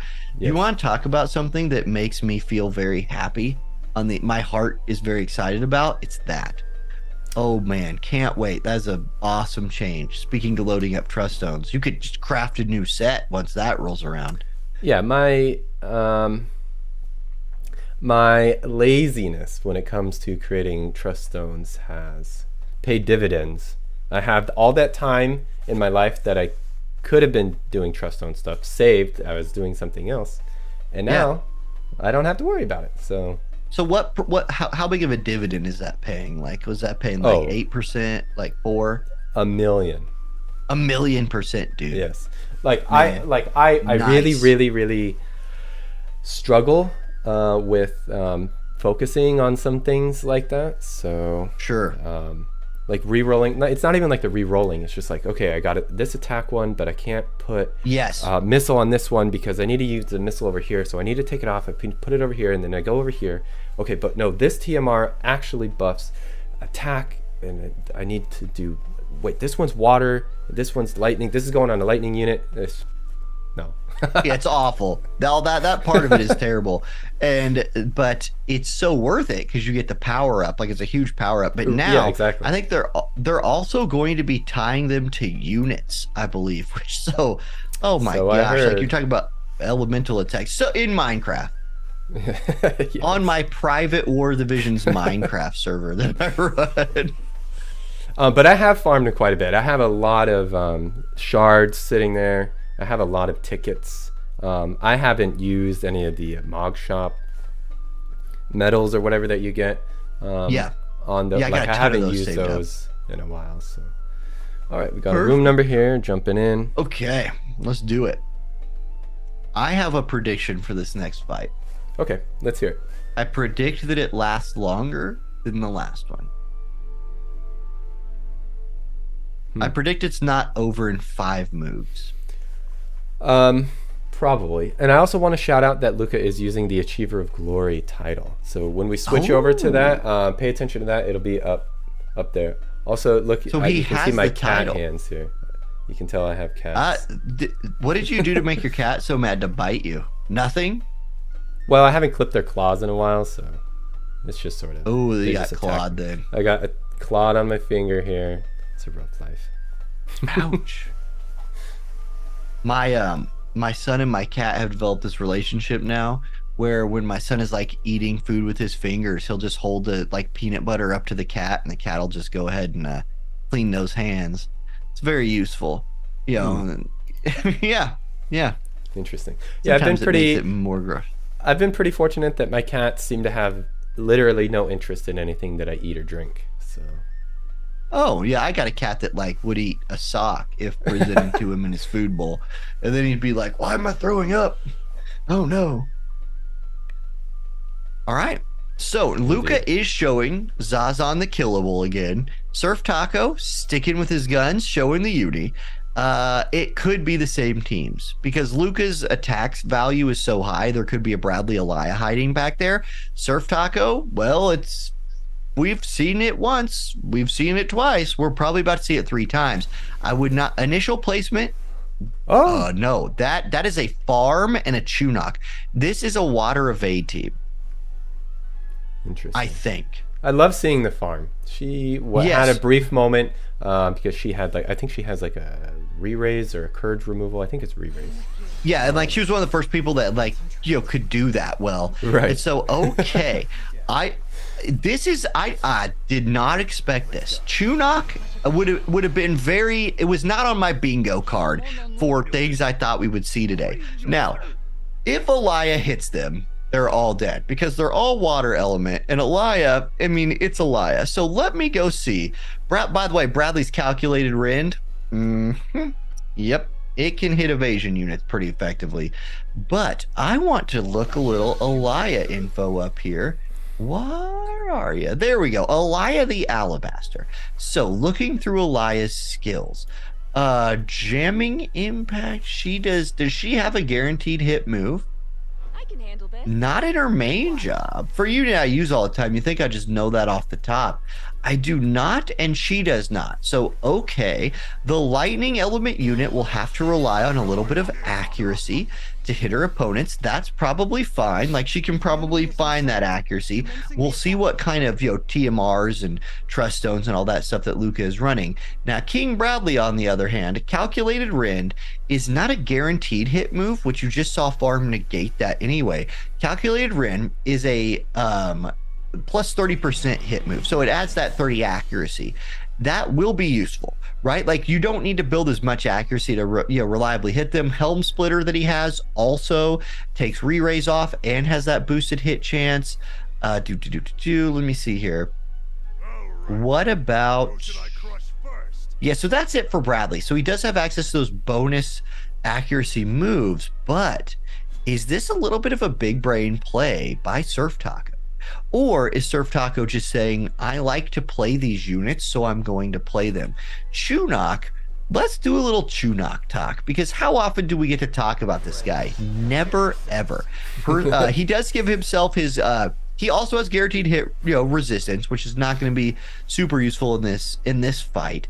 But that buff he just did, preservative footwork, gives him 25 evade, 20 single target resist, sure hit ignore, defense, and spirit up 30 until he's hit. So that's nice. That's nice. It's a nice little buff that he has right there. Can he close the gap, though? He is a very short range unit. I think of him more as a PvE unit with all his multi-hit attacks, debuffs, things like that. For PvP's sake, Fatal Pirouette, for example, is a point-based AoE, but the point base is around him. So you see Bradley just going into bruiser mode right here. Bradley looks to attack right there, and those percentages must not have been very good. The problem here for Luca's team is this water team is very fast and mobile. If you're playing evade, you definitely are going to have a top level agility. You might not have a lot more than the enemy team. There's an evasion buff for farm. It's very rare, by the way, to see a buff only do one thing in this day and age. Very rare. True, huh? Like Utsutsumi right there only negated or only buffed evade. Even the TMR buff from Elia right there at least did two things. So there we go. Farm and Chunok both very dodgy at this point. Uni, a little bit of a wild card here. I don't know that Uni's going to be dodging much. Elia tempts the gods a little bit right here, moves forward, says, I'm going to move right here, and I dare you guys to try and kill me. I dare you. They can chain you. Like, that's the thing. Chunok and Farm can put about an 8 chain on your head, and no matter what your elemental resist is, it's probably going to be hard to survive that chaining. One nice thing about units with a lot of multi-hit attacks, like Chunok and Farm have, is shields. You basically knock the shield off, right? Like, you do Dream Within a Dream, or Demise Within a Dream, I believe is what Farms is called. You have negated that shield already, and you're building the chain. Now there's the King Blade. This is how I mentioned I would deal with these missile comps. Let's see if this is an effective way of dealing with this evasion comp. Bradley, it's your turn. You have the buffs, you have the range. Can you do the damage? He's gonna try. Or looks like he's gonna try. He's looking at some numbers right now. He's thinking, hey, all right, I got this calculated. Nope, I'm out of there. Apparently the 30% chance is not enough. So not running accuracy. No Alexandrite rings on that Bradley, you could say. Maybe Trust Stones aren't what they needed to be. I don't know. Okay, it's Elia's turn next. Okay, Elia. These are your elemental targets. Can you get to the Uni at least? Being able to knock that Uni out would be something. We'll see. She's checking her range right here. Dejan, thank you for the raid. Welcome into the stream, Raiders. Dejan, hope your stream was great. Thank you for joining us for today's live PvP tournament. And Uni dies. Now, Uni was always going to die here, I think. Uni was the one who's not an evasion unit. Yes, he had the buffs that the other units gave him, but it was going to be rough for you, Uni. Now, Chunok might look to return the favor by killing Zazan, preventing maybe a charm from coming out later in this fight. I believe those units got a charm a charm nullify buff for 3 turns early on. I think I saw that. I'm not actually sure if I did or not. If so, that will wear off. And at that point, Zazan might just, kill some people. Although Zazan's kind of beefy over there. He took that Chunok hit and he's still kicking. But Farm can go finish him off. If Farm can finish him off, here's what you've set up. Where Chunok is, and if Farm moves into range of Zazan, they are exposing their backs to Elia. One thing in War of the Visions that helps you with accuracy, the courage remove, Farm just goes ahead and just chunks Elia out a little bit. If units can get behind you, they get an accuracy buff. Basically, the worst place to try and hit somebody who's an evade unit is from the front, and it gets better the more you get behind them. Like, it's decently better from the side, and then it's way better from behind. Now, there's an accuracy buff for Bradley right there. He goes with an accuracy buff, so eventually Bradley's got to be able to hit some people. He's got a boosted accuracy attack. He's boosted his own accuracy, all of the above. Zazan moves forward. Zazan, do you have charm? Or are they charmable yet? Or are you just going to go for damage? What are you going to do? Like, what did you come here for, Zazan? I'm not exactly sure. If you can't do anything, it's probably wise to just run away. He goes with Steal Time. Okay, didn't see that coming. We're in a PvE fight now. Zazan stealing time from the raid boss that is Chunok and running away, setting up Bradley and Alaya with a chance to hit him. Now, Alaya does have the opportunity to get behind Chunok right here and look for some DPS, or what? Like, if she does nothing, she'll go pretty soon again. She's going to go AoE resist, slash attack up, courage again. Okay, she just reapplies her courage. And what will she do next? I'm curious. I think she does want to move, and she does move. That's important because it doesn't let the enemy just stand there and hit you. She has haste, and so she wants to take advantage of her increased speed. Had she stood there, one, if Bradley does calculated rend, he would have hit her, which that's a problem. And two, if she would have just stood there, the other two units would not have had to move to hit her, which would have allowed them to save some CT and all of that. Now, I would love to be able to see, and if we end up being able to interview Luca later, I'd be very curious to hear about what the percentages are of these King Bradley attacks landing. At this point, when he's recasting buffs again, he is literally just trying to either build up his summon gauge or let the evasion buffs from the enemy team wear off. If I'm Surf Taco right here, I am reapplying Utsusimi right here, making sure my evade buff does not fall off, because that will very much change the math on the enemy team. And I'm definitely having my Chunok reapplied invasion buff. We'll see. Either way, I'm very happy to see this all going on. Preemptivity, the preemptive counterattack misses. Courage remove, accuracy down on the Bradley. So that's a good play. And she gets her evasion up by landing that attack. So she does not reapply Utsusimi. Instead, she knocks down Bradley's accuracy, buffs her evasion, and knocks courage off of him. So big deal there. Chunok might be able to get in range to hit a couple people. In fact, yes, he is. Blade of the Fatal Waltz. Again, very PvE focused move right here. This kills Bradley. Bradley's dead to that. Yeah, wow. And with courage off, King Bradley has fallen. Chunok, the Bradley Slayer. I mean, we all knew this was how the meta worked, that if you want to beat King Bradley, you run Chunok farm and you just knock him out of the map. Of course you do. Alaya, she's thinking she's getting behind Chunok, looking for some accuracy. It's not looking good, I'm guessing, by those numbers. She can get directly behind farm. Like, at some point, unless that number is 0, you just got to start rolling the dice here as Luca. Sometimes you'll just win some fights via luck, and a lot of that attack landed. A lot of that landed. Had all of it landed, farm was in trouble.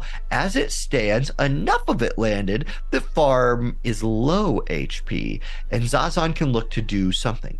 We'll see what that something is. He's chilling. He's got his sword. He's going to go. Oh, there it is. I was anticipating a steel heart at some point. So Chunok's heart has officially been stolen. Now, if I'm farm, I go wake that dude up. I'm like, no shot. I'm fighting my own teammate. I'm going to walk over and auto attack him. Hopefully he doesn't dodge it. That would sure be a interesting turn of fate right here. The evasion unit with charm. Uh-oh. Can she hit him?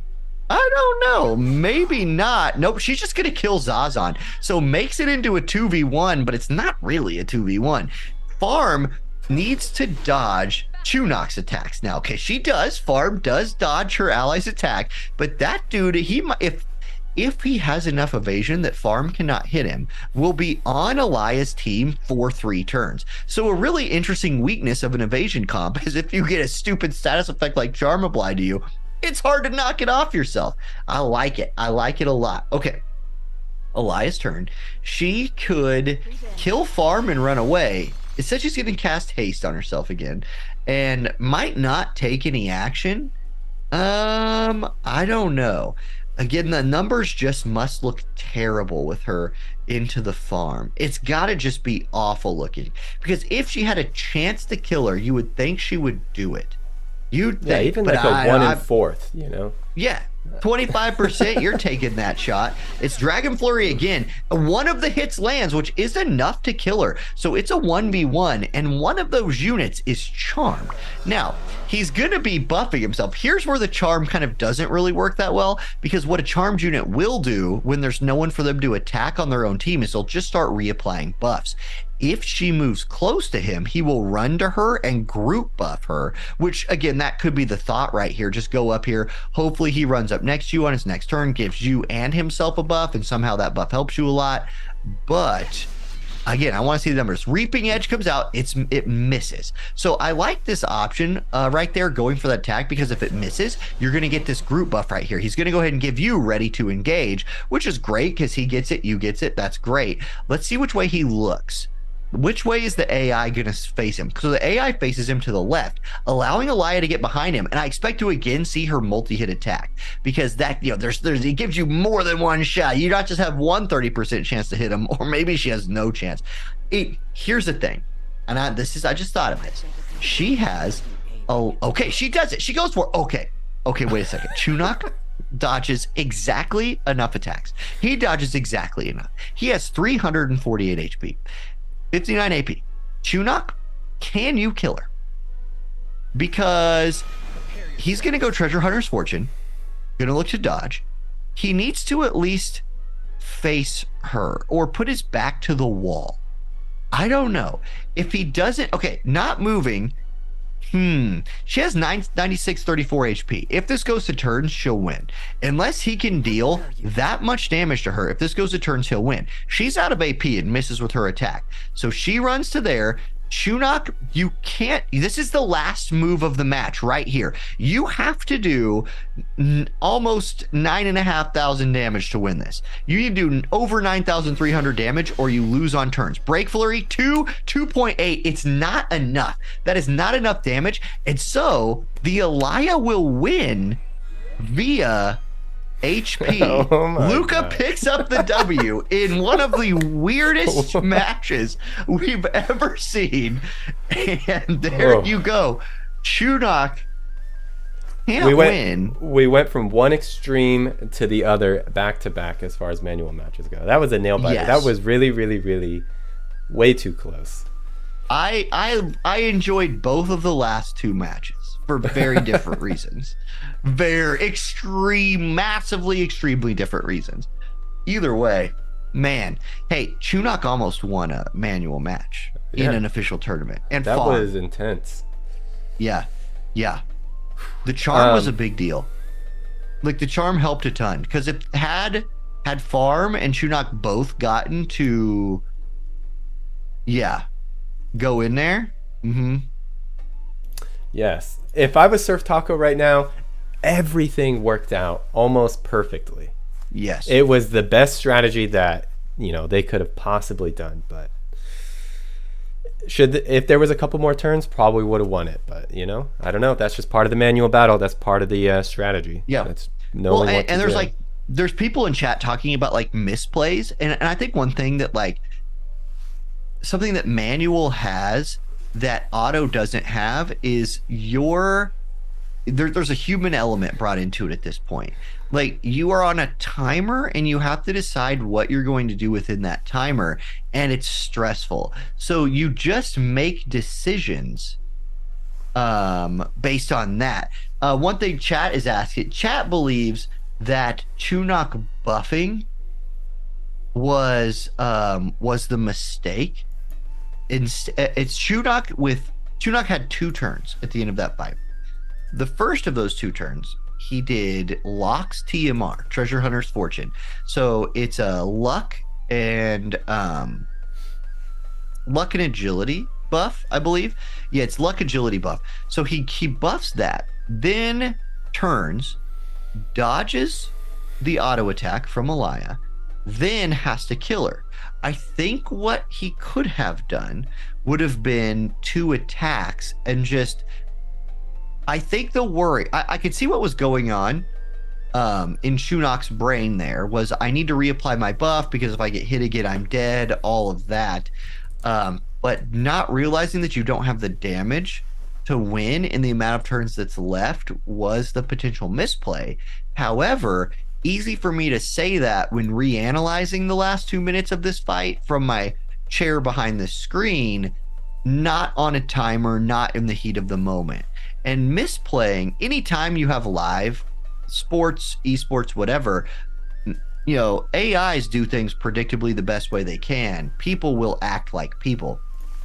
Another thing that could have happened, Farm does have access to sharpshoot in her kit. You just played against a Zazan. Zazan's probably there to charm. you're going to play Evade, bring Sharpshoot, and break the charm as a charm breaking tool. Indeed. You know, I find those are the two things I could think of. I find it kind of interesting that, you know, towards the end when we were only looking at a few turns left, that Luca decided to auto attack the Shunak with probably a very high chance of missing, instead of just trying to get as far away as possible, trying not to take any damage and then just winning that way. Ended up working out, but I feel like Luca took a pretty low chance on an auto attack to win, instead of maybe playing it safe and just getting as far away as possible. Yeah, just run away. Yeah. Well, and like that's the thing. Shunak has 7,000 HP. Yeah, that's half of Soul. You know what I mean? Like that's crazy low. So you had to kind of know that was a thing, I guess. Anyway, yeah, there we go. Anyway, we're actually going to be going to the keyword here. I know everybody's very anxious for this keyword. So get the link in chat. Get it ready. Click on it. Get your player ID ready. Get your name ready if you don't know it. For some reason. We'll get my player ID ready. Hold on. And then we will be giving the keyword here in just a moment. Can I guess the keyword? Yeah, you can go ahead and give it a guess. Ninja. That's my guess. That would be on brand, right? Because we just had Shinobi. Yep. So that's my thought. Is like we did Shinobi last time. I bet you we do Ninja this time, because we got ninjas in the pictures again. Okay. Well, get your player ID ready. You may be wrong. You may be right. Either way, it's not a guess. You're going to know here in just 10 seconds. Yeah, I mean, don't believe me until I'm right or wrong, please. So, yeah, let's take a look. Okay, we got the link in YouTube. There's a bit of a delay here. So. Yeah, you guys will see it eventually. I got it open. I'm ready. Okay, let's see. Come on, baby. Tell me I'm right. Da, da, da, da, da, da. Nailed it. Ninja. Good job. All right. So yes, the keyword is ninja. I saw some people saying that it was follow-up attacks. I don't know where that came from, but that is not it. The keyword no way is we would ninja. do multiple words ever again. We keep them simple these days, guys. We learn. Boom, I'm getting my scrolls. Getting ready for some future friend of Squall to max reincarnate someday.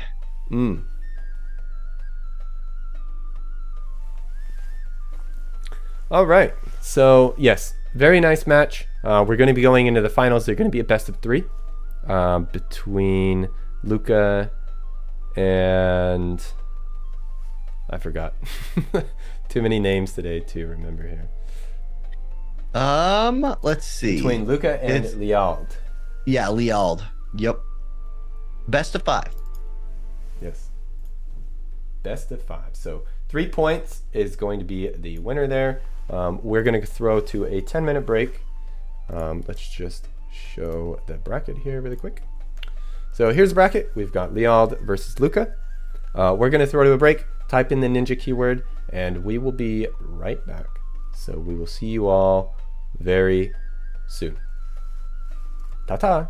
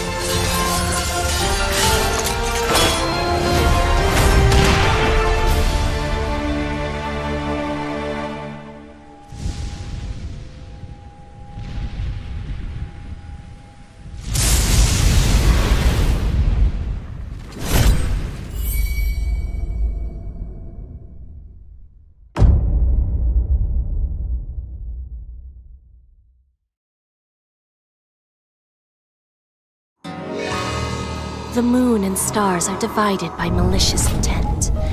One that will call forth a radiance of destruction upon these lands. What is that supposed to mean? I cannot say for certain, my lord. I merely relay what the stars whisper to me.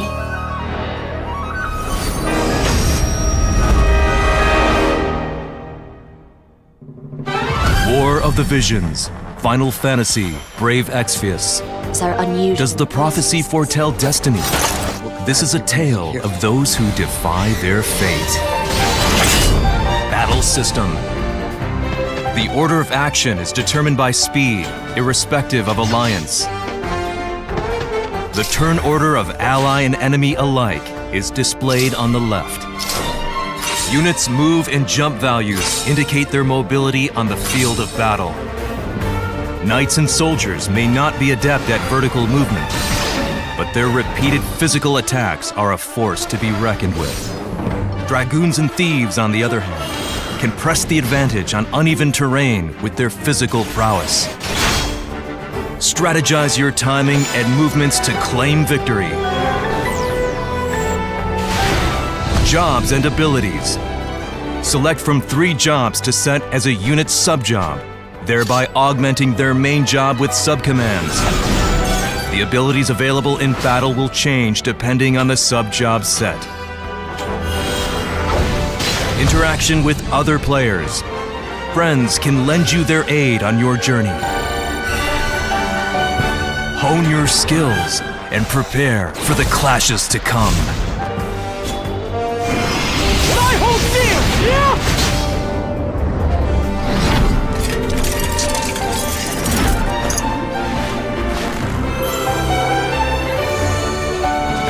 Those who rely solely on their eyes will overlook what is of true import. Should one choose to live on, even though one suffers in despair?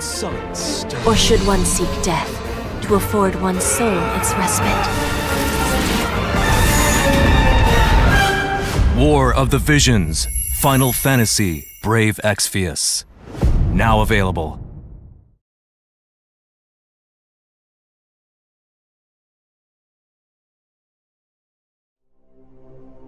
This unbearable, insufferable noise. But it won't be long now. The world we seek will soon be upon us.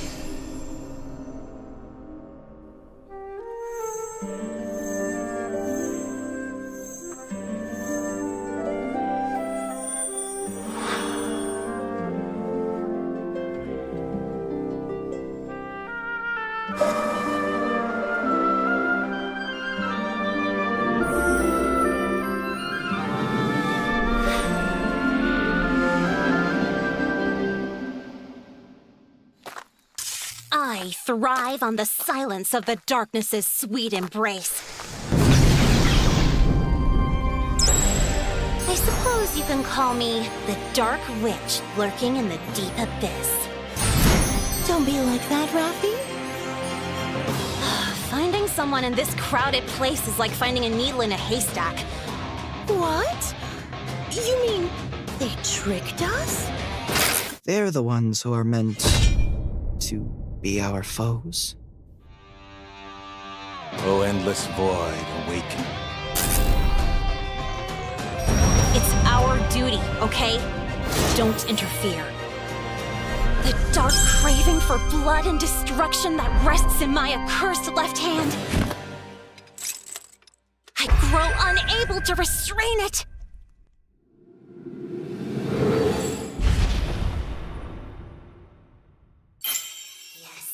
Yes. Talk about stylish.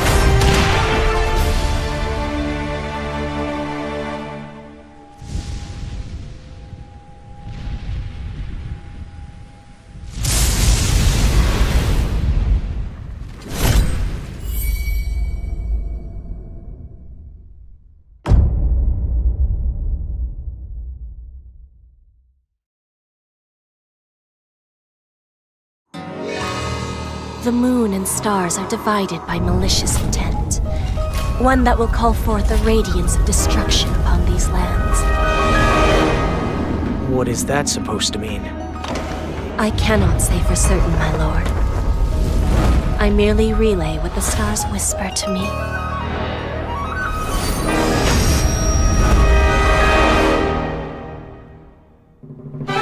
War of the Visions. Final Fantasy. Brave Exvius. Are unusual. Does the prophecy foretell destiny? This is a tale of those who defy their fate. Battle system. The order of action is determined by speed, irrespective of alliance. The turn order of ally and enemy alike is displayed on the left. Units' move and jump values indicate their mobility on the field of battle. Knights and soldiers may not be adept at vertical movement, but their repeated physical attacks are a force to be reckoned with. Dragoons and thieves, on the other hand, can press the advantage on uneven terrain with their physical prowess. Strategize your timing and movements to claim victory. Jobs and abilities. Select from 3 jobs to set as a unit sub-job, thereby augmenting their main job with subcommands. The abilities available in battle will change depending on the sub-job set. Interaction with other players. Friends can lend you their aid on your journey. Hone your skills and prepare for the clashes to come.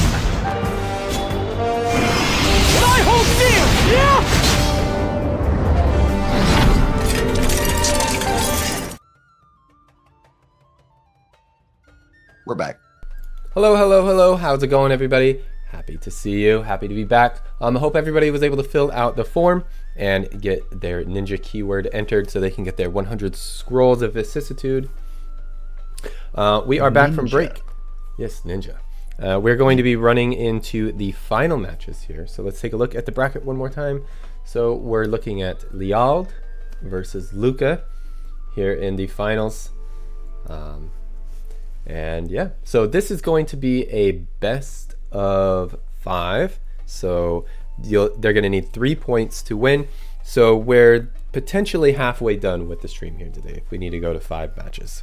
Because we've done 5 already. So True. yeah, 2 hours, we've done 5 matches, not bad. No, not for manual. That's about normal. Manual matches just, yeah, they take a while. But if Luca gets his King Bradley team rolling again, we might not be in for another 2 hours. We might be here for another 25 minutes. And, it is what it is. We do have interviews with the players after it's done. So that's something to look forward to as well. And just in last month when we did the auto tournament, we had a 3rd place match as a backup spot for the finals. We're not doing a 3rd place match today, but is there anything special to anticipate? Is there any reason or anything special about this tournament where maybe somebody has a backup shot of getting in or something like that? I don't believe so. So far, everybody seems to be on board and ready to go for the finals. So there is not a concern that we may not be able to get everything ready. So okay, yeah. So I think we're good. I think Sweet. we're feeling pretty good about it. But that's a couple weeks away, so we'll see. But everybody's known the time for a while, so Yeah. Well, we mention it every stream, so that helps them remember. For sure. So yeah, we're just waiting for the room number now, and we'll be jumping on in. Should be a good showcase here. Liald was definitely running the Bart's follow-up attack composition in their first few matches. Don't know what they were doing before the live stream. That's been the thing so far today. That follow-up team looking really strong, but if it starts directly next to King Bradley, it will lose. Hopefully Liald was watching the matches, because I feel like Bradley's going to run him down. So maybe Liald was watching and he has an evasion team ready to go. So. All I want to see Here's what I want to see. I want to see this setup. King Bradley and Elia from Luca with some unit who is faster than them running. No. With some other unit running Keenblade. And so they both move forward, buff, get Keenbladed, and then are able to just beeline it for the enemy team. And maybe even better off, they both buff, move, jump on themselves. Like they're running some TMR that gives them move and jump. And so in 2 turns, they are able to just get there and annihilate the enemy. I think that would be the thing to do. That would be super cool. And then the match is over in like 3 rounds, no matter what. Either he guesses right and he's close enough to annihilate the enemy team, or guesses wrong on initial placement, tries, gets outranged, and loses. That would be sweet. Yeah, that would be interesting. One thing that I believe, this may be wrong, I just sort of briefly glanced at it while I was doing other things. During the last match, I'm pretty sure that Taco, Surf Taco, that's his name, right? Anyway, I'm pretty sure that there was a charm resist buff that came out early on. I think that stopped the Zazan early on from doing any shenanigans. Yeah, I think it was the very first turn. One of his players' very first turn, charm resist buff. It was like it was a several element resist, I believe, or several effect resist, but it ran out, and then things got weird, real weird. Yeah, that was interesting. So we'll see what happens this time. I'm not yawning because I'm tired. I'm yawning because the room number is taking too long. Well, the room number is already here. I'm just waiting for it so to fill we up. are taking too long. Well. How about that? No, they have not joined yet. I don't want to. I don't show the room unless everybody's joined. That's a good idea is the word I was going for. I used to, when I was running like unofficial tournaments, I had to have a button ready because I would join as soon as the room was made as a spectator, but I'd have to black out the room so we didn't get any stream snipe action going on. Indeed. But even here with the 30-second delay, it could still happen. It could. Yeah. So there was a question, Dejan asked a question that already got answered. Just want to clarify for anybody else that happens to be listening. This is the final qualifier match for the manual tournament. In December, we have the finals, which is all the previous winners from the qualifier tournaments. We have the finals for auto and manual. So the auto one is on like December 9th, and the manual one is a week later. They're both on Saturday, US time. So yeah. Yep. Pretty standard. They start 1 hour later than today's. That's what I remember. So today, 2 hours ago from now. It's at 6. So 1 hour ago from now, sorry. Yeah, 1 hour ago from now. I was like, man, I know I suck at time, but I think I'm onto something here. I'm sorry. Cool. We're gonna jump on over. Sweet. Let's see what we got. Now I see a Bartz with a lot of attack on his team. I bet you that's a missile team with follow-up attacks from Liald.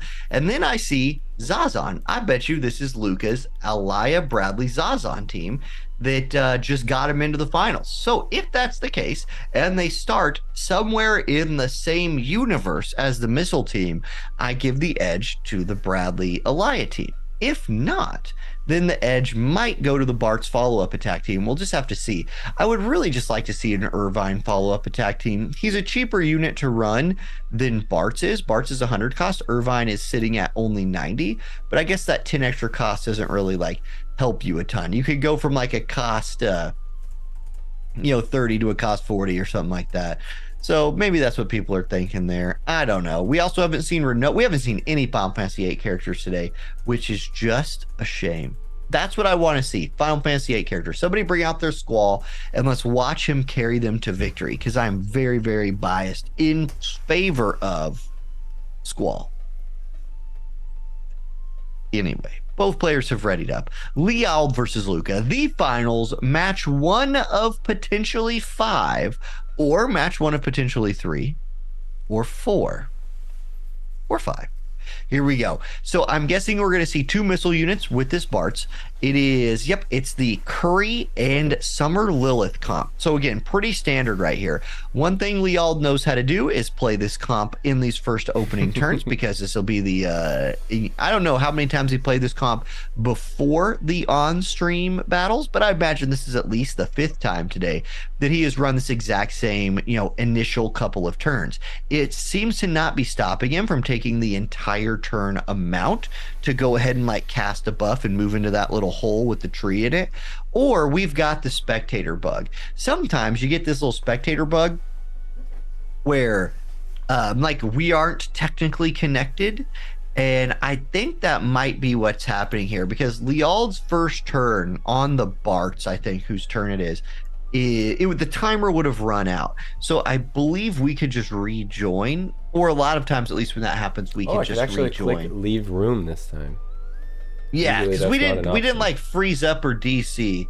We just it just like isn't, sometimes it just doesn't sync up right. Once again, that tends to happen when you have like the global part of the War of the Visions coming into case. A lot of different places in the world connecting to each other right here. I see some new faces joining the chat for the finals. Some familiar faces out there. I see a Ready Player Will out there. I see an Odaiba Diver out there. Yep. Okay, here we go. Hydrex is out there. I see them all. Okay, so it is the Bradley Elia Zazon team. They are beginning to close the gap, beginning to move towards the missile team. Bart's moved into the hole as he does and casted a buff as he does. Lilith will now move forward. She's going to buff herself a little bit right here. She's hugging that right side of the wall a little bit. She has those scars on her legs, so she doesn't want to like get any more scars. She's probably self-conscious about those. That's why she's trying to stay That's right. That's why she's a ranger now. She does not want any more like, it once it gets in your head, it's hard to get that out of there. Anyway, King Curry, one of the 2 worst dads in War of the Visions, tied with King Elda.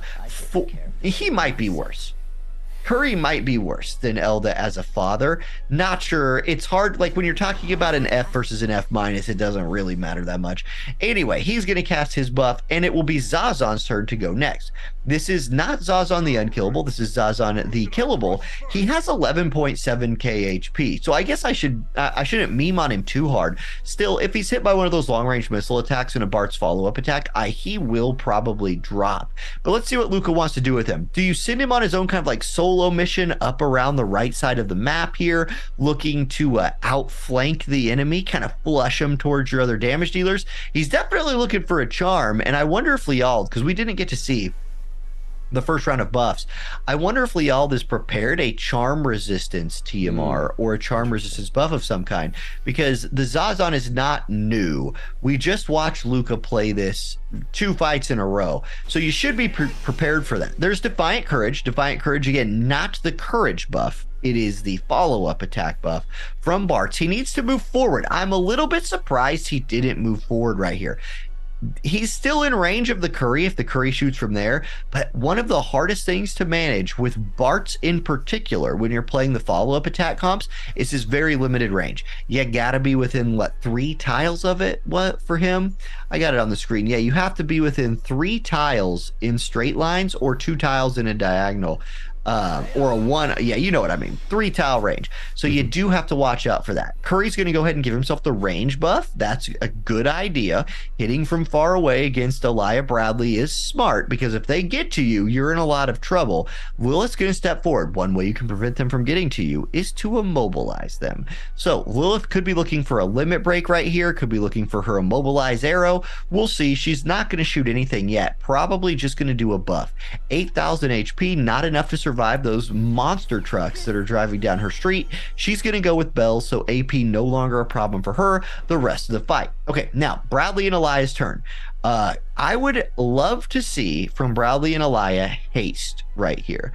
There are multiple TMRs in this game that give haste. You must move towards these units and get more turns than they do, so they don't immobilize you, stop you, and retracts all of that. Another way around that was Bradley could move there and not move again. or not take any action, right? He has 74 AP, which is enough to do plenty of moves. And that's what the plan's going to be from Luca right here. Just preserve CT without buffing. Now, I feel like he was a little bit deceived, a little bit lied to right there by the turn order bar. When he first did that movement, he looked like he would go before the missile units on the enemy team. But that is not how it actually played out. He moved, maybe lost the agility buff from standing next to Elia, and the missile units will actually get to go before him. This is Keenblade, right? Like Zazan just moved here to Keenblade. Absolutely. This is a great play from Luca. Try to buff that CT up. Okay. It's bad news. It's bad news bears for the missile team right now. If Bradley and Elia can get into range, watch, hold on to your butts. Here it comes. Bradley, can you hit anybody from here? It's kind of on the edge of the screen. He's going to hit Curry and Lilith. Can he hit them? Yes, he can. Down goes Curry. Lilith down to 1 HP with her courage proc, and it's Elia's turn. So Elia's going to have to close that gap. Bart's is still full HP, and one thing we've seen consistently today is Bart's one-shotting people, but Elia taking a smart path right here.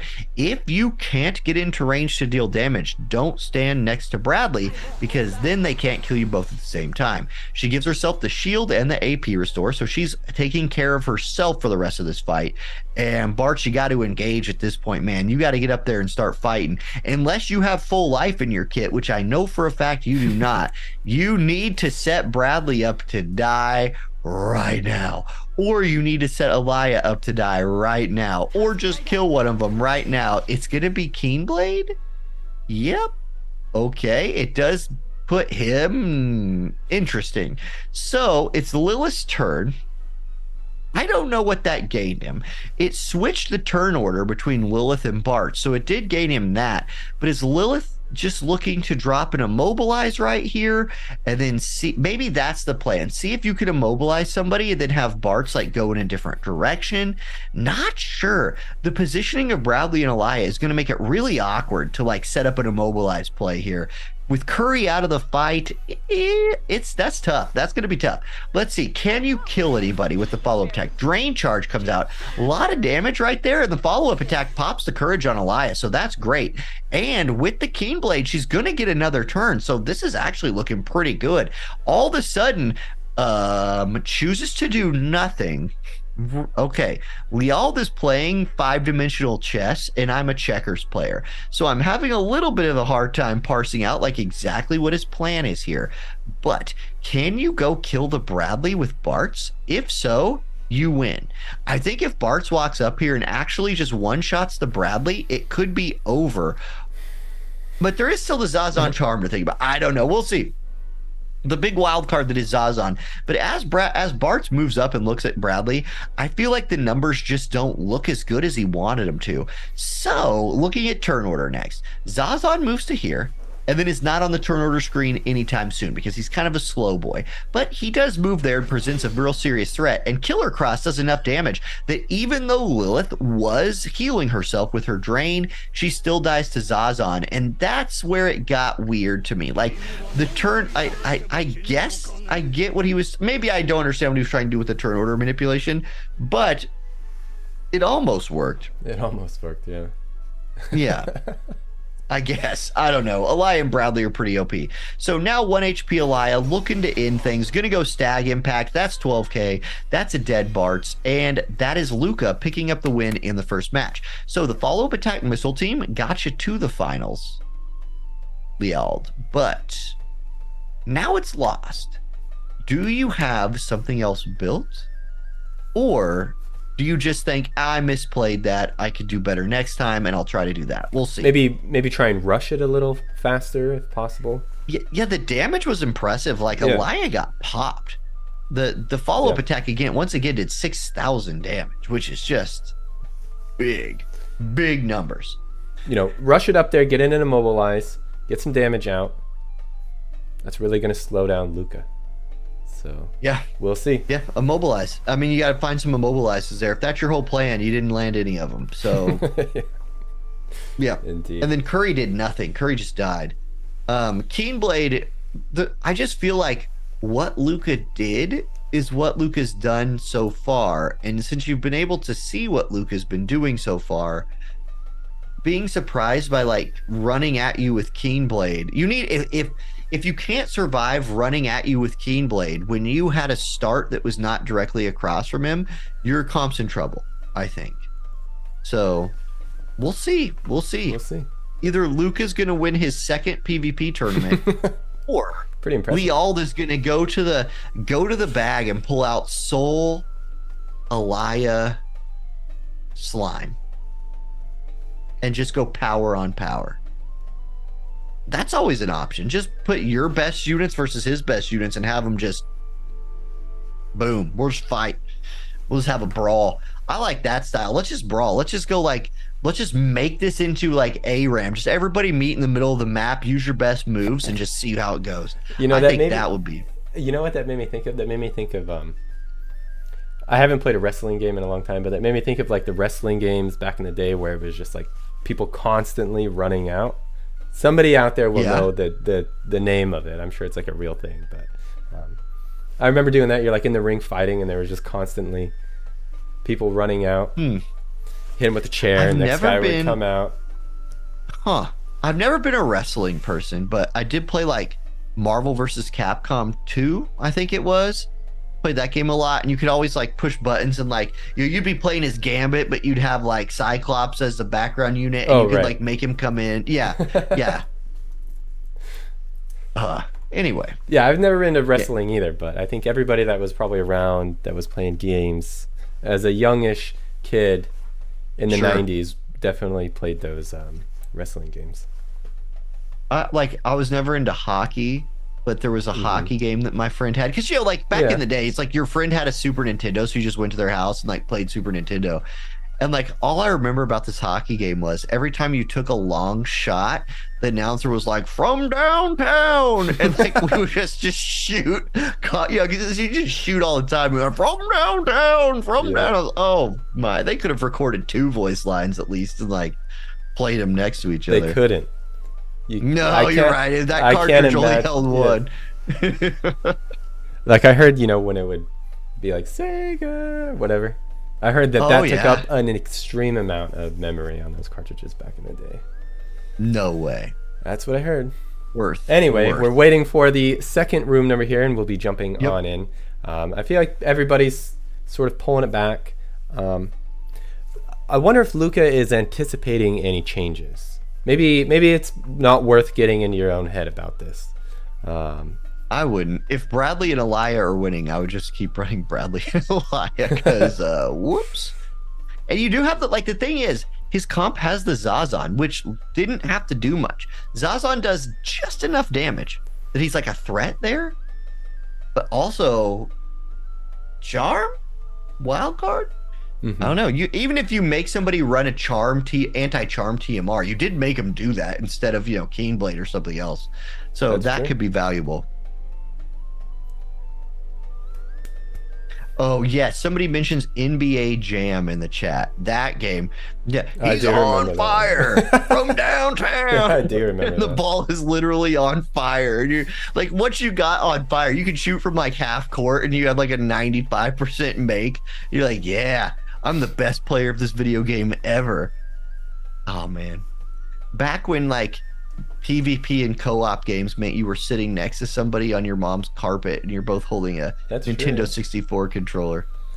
Yeah. Back when you had 2 games that you played religiously. Oh yeah. Because you couldn't either rent them or borrow them, and you definitely couldn't buy them. Trading games was definitely a thing. Oh, very dangerous though. Yes.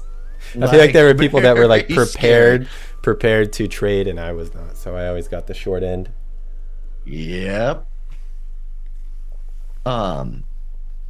There was a grocery store where I lived that had a movie rental place in it. Because in the 90s, that's what grocery stores had, was movie. Yeah. And they had Legend of Legaia, which they were the only place in town that had that game. And I would just rent it like once a week. I think I was the only person who rented that game ever, and I should have just kept it or just bought it because it was only $1 to rent the game for 3 days. but I definitely rented it more than 50 times. What was the name of it? Legend of Legaia.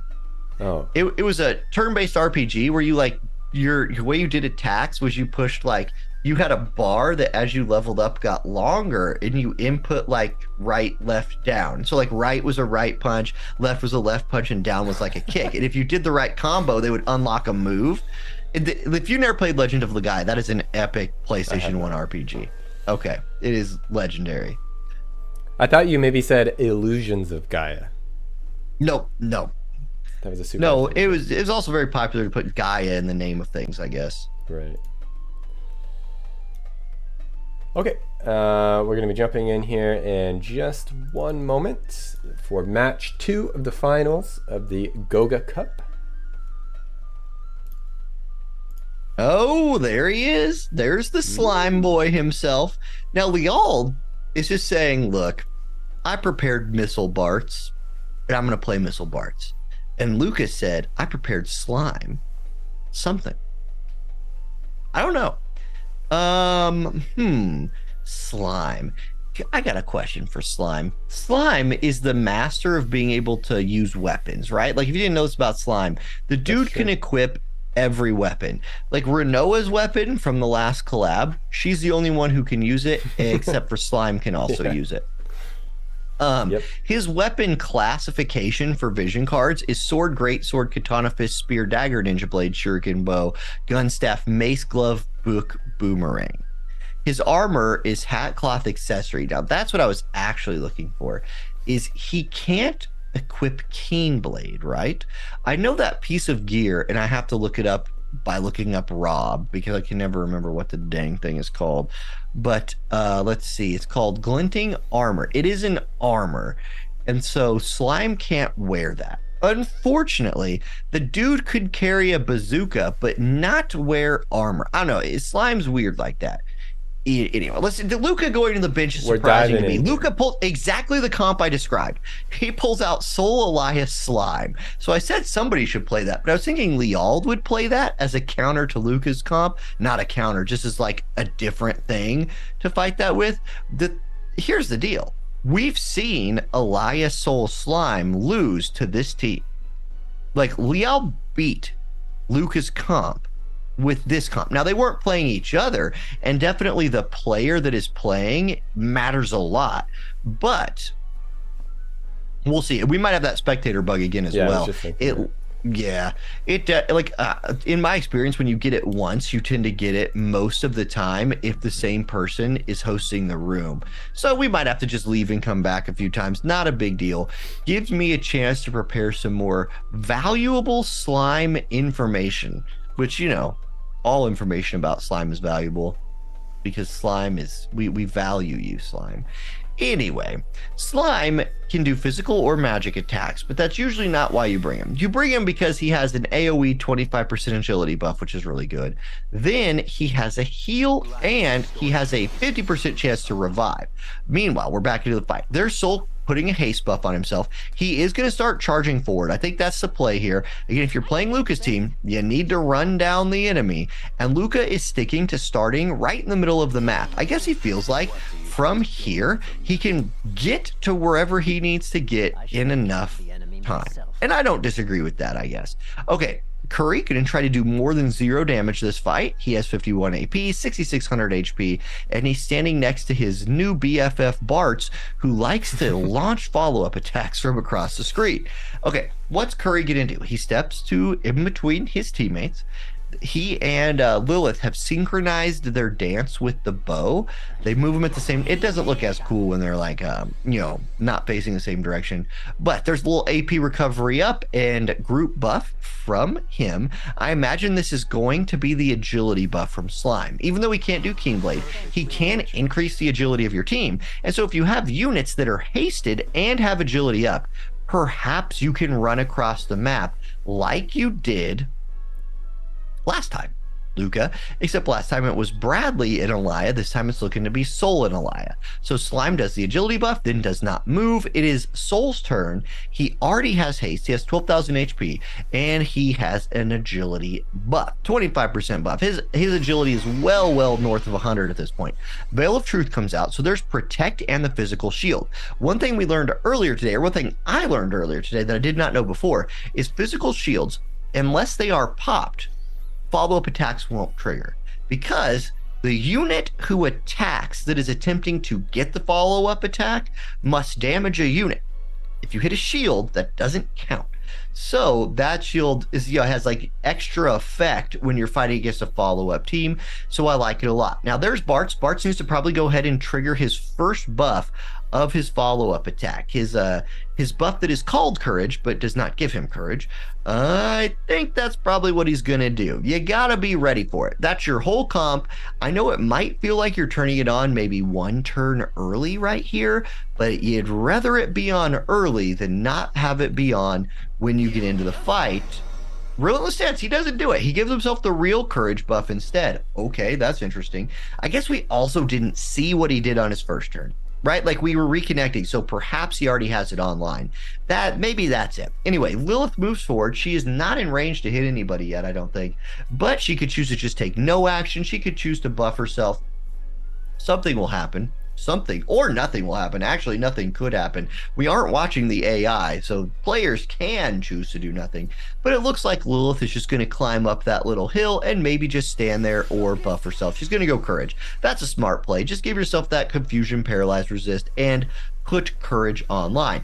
I would not be surprised at all right here if Elia procced a TMR buff that gives her haste, potentially a Squall TMR, potentially something else along those lines. Nope, she's going to put her shield online. So physical and magic shield. Now that shield does not work the same way that Soul's does. Soul's is a number of HP damage, 7,500. That shield just reduces the damage taken.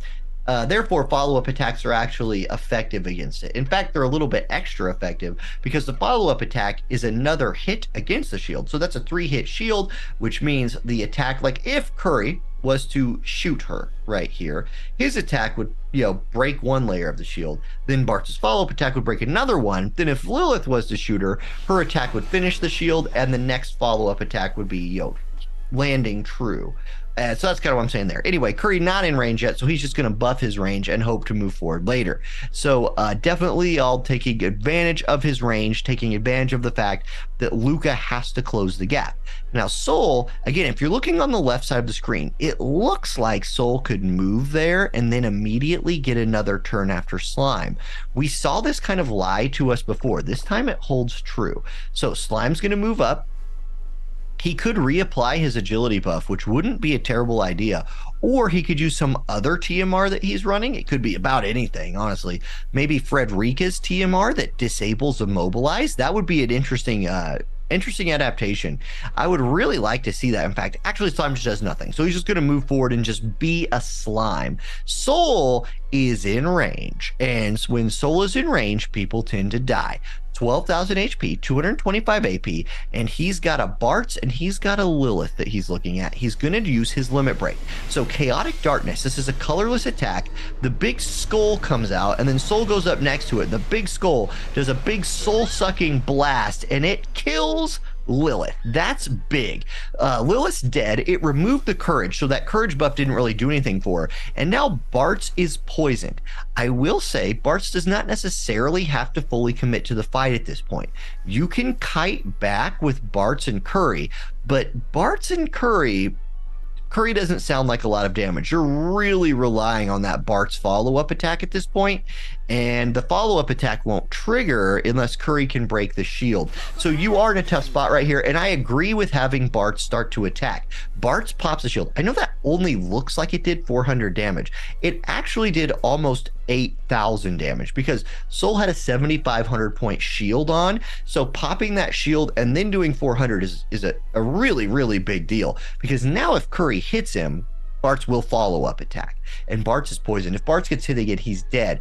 But by not moving, Bartz conserved a decent amount of CT. He will get a turn before Soul gets a turn again. So it's up to Curry right here. If Curry can like work in a lot of damage, he's charging a shot. That's interesting. So Curry's going to use like Mega Charge or something right here, do as much damage as he can to Soul. Problem is, Slime will heal him. I don't know. This feels very Luca favored to me at this point with Lilith dead. I don't even know if... I'm very curious to see what Elia's going to do. She's going to go Combat Supercharger, Accuracy, and move up. I like this play. So the reason Elia went back to where she started was she wanted to take advantage of the move up before she moved on that turn. Now that... the CT up on Soul procced, and it almost put him in front of Bartz. And I'm also going to guess that Bartz did not have his follow-up attack buff on. Remember when I said on Bartz's second turn, it's probably a better idea to have this on now than not have it later? And that's what I was talking about. So here's no follow-up attack Bartz. Now he is going to be able to move up and do a lot of damage right here, but he's dead next turn unless Soul is dead right here. I do like the way he moved, maybe dodging a little bit of Elia, but I don't know that he has the DPS to do 12.5k damage or whatever Soul's HP is. We've seen it before, but we also just saw him do only 8,000 damage to this particular Soul last time. So let's see what he's got. He moves into the little hole there. He is poisoned. He's going to go Blood Sword. So look to heal himself a little bit right here. Only a 1,600 point heal, and then he takes basically that damage again from the poison. I feel like that's GG, because Soul's going to be able to move up right here, target both of them. Soul has elemental advantage versus Curry. So I mean, Curry is obliterated right here. I think Soul will probably do his select multi-target attack, and he will pick Bartz, and he will pick Curry, and they will pick dead. Oh, wait a second right here. We get a reflex. So Bartz dies, and Curry prolongs the match by 1. A little chaotic healing right there from Soul. But okay, here's what Curry has to do. He needs to move on top of that little ledge where the kind of like the offering to the shrine is. That will make him untargetable because he will have, aired out of the map. And then he can shoot from there and not be targeted by anybody because he figured out a bug in the game. Outside of that, he's going to lose. Okay, he didn't figure out a bug in the game, so he lost. And Luca goes to 2-0 with another non-missile team. So Luca going meta units and just running at the enemy. Lial going missile units, but not quite figuring out the magic combo right there. I don't know if the follow-up attack being on would have been enough, but I don't think quite. So. Me neither. Even if they did everything that they could have, that Elia was sitting right there. Yeah, she was sitting in the bush. She was gonna pounce out and just she was gonna clean up no matter what. There was, as soon as that Lilith died, it was game over. GG. Yeah, I agree. I think the problem with if I was gonna pick at this at all, Lialt seems to be in love with that one spot on the map. I feel like every turn or every time, maybe when he practiced, this is where he moved, is he moved to that little ledge. There's like the hole in the ground, and that spot is just in range of any sort of like CT haste manipulation, couple turns, move my Soul, move my Bradley. And both the first two fights, one of his units, and it might have been Lilith both times, or no, it was Curry once and then Lilith the second time, ended up in range of one of the enemy units, and they died. And then when you lose one of your missile units in the follow-up attack comp, you've lost a unit and a half. And you've lost the whole reason that you have you lost the whole reason you're playing that comp. And so now you have to engage with your Bartz, and that's not what he's there for. He's like cleanup damage. He's like, okay, it's close at the end and I pop off with 10,000 damage. Not, my friends are dead and I'm charging in there to try and Blood Sword drain tank a Soul. That's not going to work. So, yeah, Anyway, GG. GG, we got 2 points here for Luca. So we're going to be looking at potentially match game here. Point. Yeah, it is match game. point. It's match point for sure. Yeah, this could be over in little as the next game. I really do think that Liald needs to change something. It worked. So do I. Like, it worked a couple times, but Luca has proven, 4 times in a row now that he can handle this Bart's comp? Yes. So, yep. With different, maybe at least two different teams. So, yeah. Well, and I think what we're seeing, and I'm not, like, I don't like critiquing play as much as I like praising play. So I'm going to switch the way I'm saying things. And what I'll say is this. I think what we've seen is Luca is very, very comfortable with manual PvP and just knows the range of everything he's fighting and knows what to do to get there. Right. And so, and I think you're just seeing a little bit of it, at least with these two comps going against each other. I think there's a little bit of a skill gap here. Now, that could change based on Liald switching teams. So, does Liald have something else ready, or did Liald only practice Bart's follow-up attack comps? If so, you're in trouble. And usually when I say that, they immediately do a reverse sweep and win with that comp 3 times in a row. And then in the interview, I'd be like, man, I thought you were in trouble, but there we go. Yeah. For sure. Yeah. So yeah, we'll see. It'll be interesting. Mentioning that moves thing, in that last match, Luca ran that Elia down there, saw she wasn't quite where she was, went back, moved, buffed, and then came back again. And Elia has some pretty insane range. I want to say that she probably could have hit that Bart's. She was pretty far away, but I feel like she was right there. She could have done it if she wanted to. But maybe just like 1 square away, because I don't know the distance on the squares there. But like I said, either way, the Elia was there. She was ready for anything that was going to happen, no matter what. So. Yes. So Stag Impact has a range of 1, 2, 3, 4, 5. So range 5. She also has missile attacks, right? Like, she has Gunner Subjob. Now, Gunner Subjob, not the most reliable thing in the world. And basically every Elia we've seen has run the Subterfuge buff. So that means she's running not Subterfuge, Shadow Dance buff, which means she's operative for her Subjob. So not running Missile. But Missile does have I don't know, the same range. I'm looking at the range on her missile moves, and they are the same range as her strike moves, so there's really no gained advantage to running the missile. It looks like Luca is running back the team we just saw, and it looks like Liald.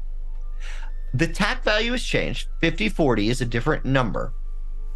It's still Bart's, but Justin, are you ready for this? He's going to go Bart's Irvine something. You just want that to happen. I want that to happen real bad. But yeah, it looks like both of them were in party formation. They're probably setting up their initial placement for sure. So we'll see. We're gonna get an interesting, potentially final match here, I believe.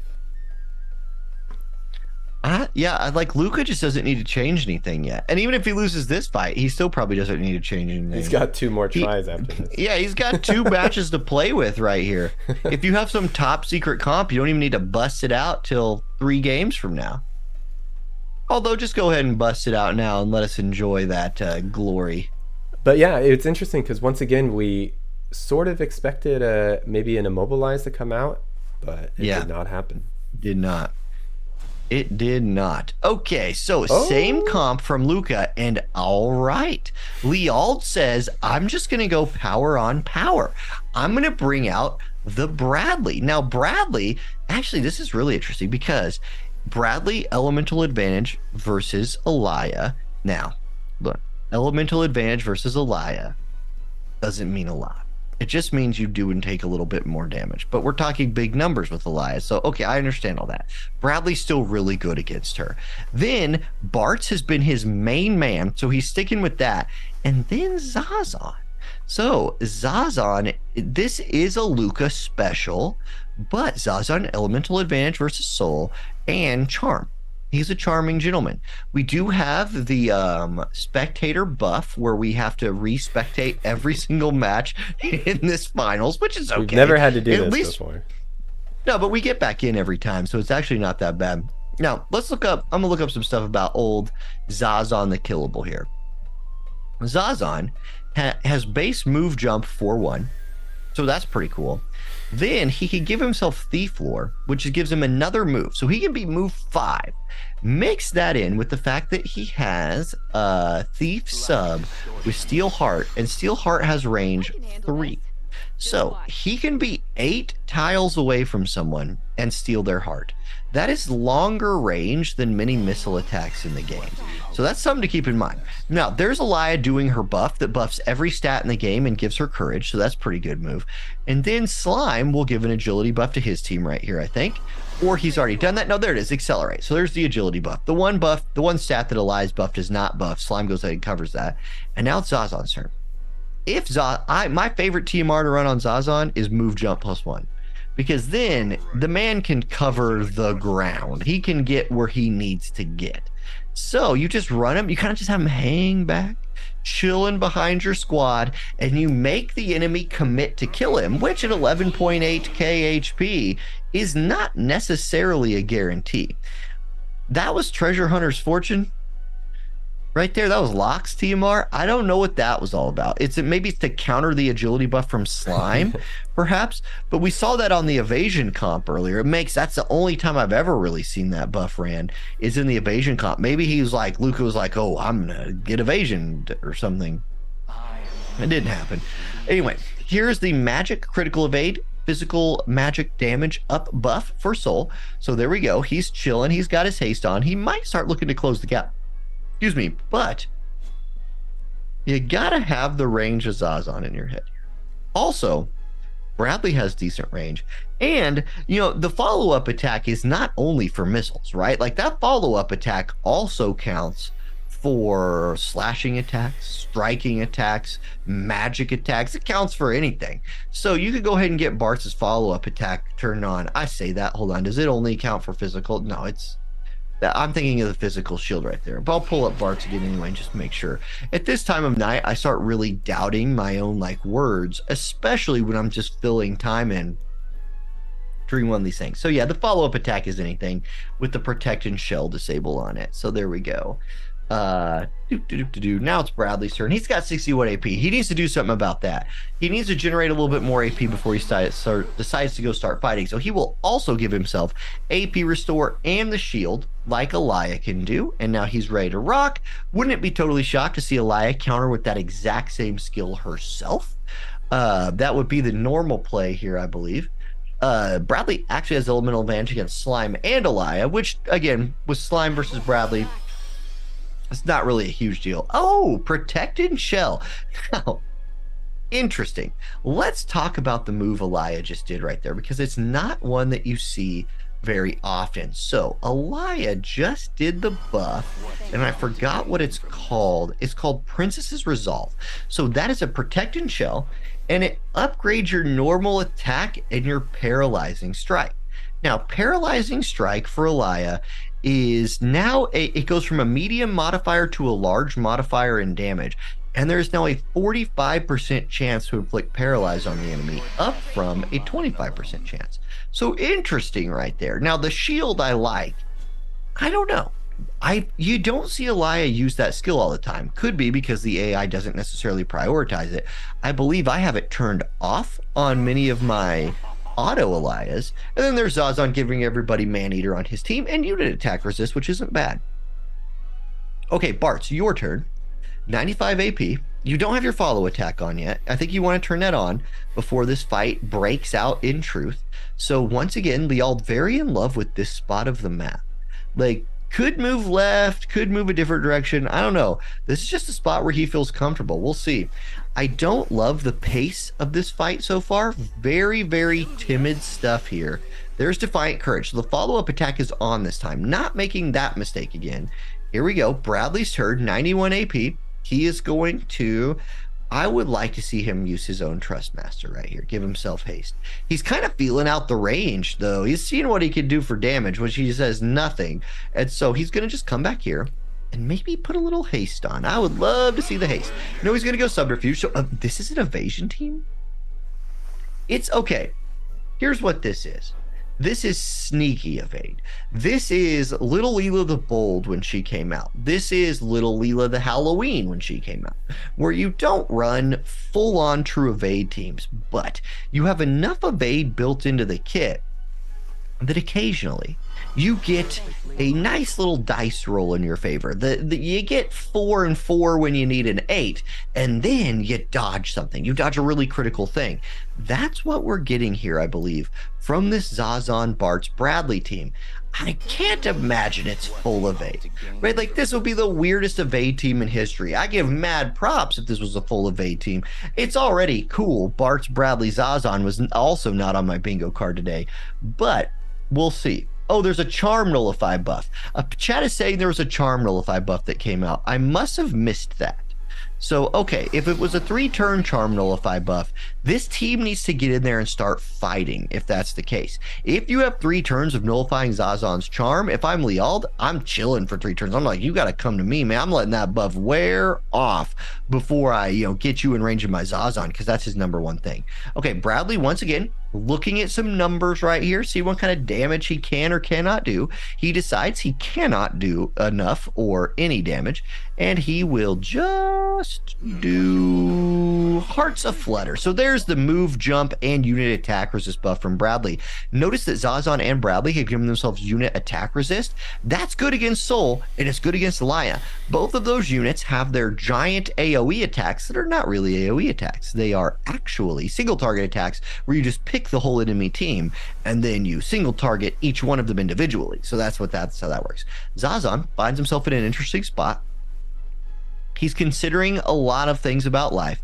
He has the generic sword icon equipped. So this could be a Zazan just holding gear. There's the agility luck buff again. Man, oh man, really kind of leaning into the evade stats here on the Bradley Zazan squad.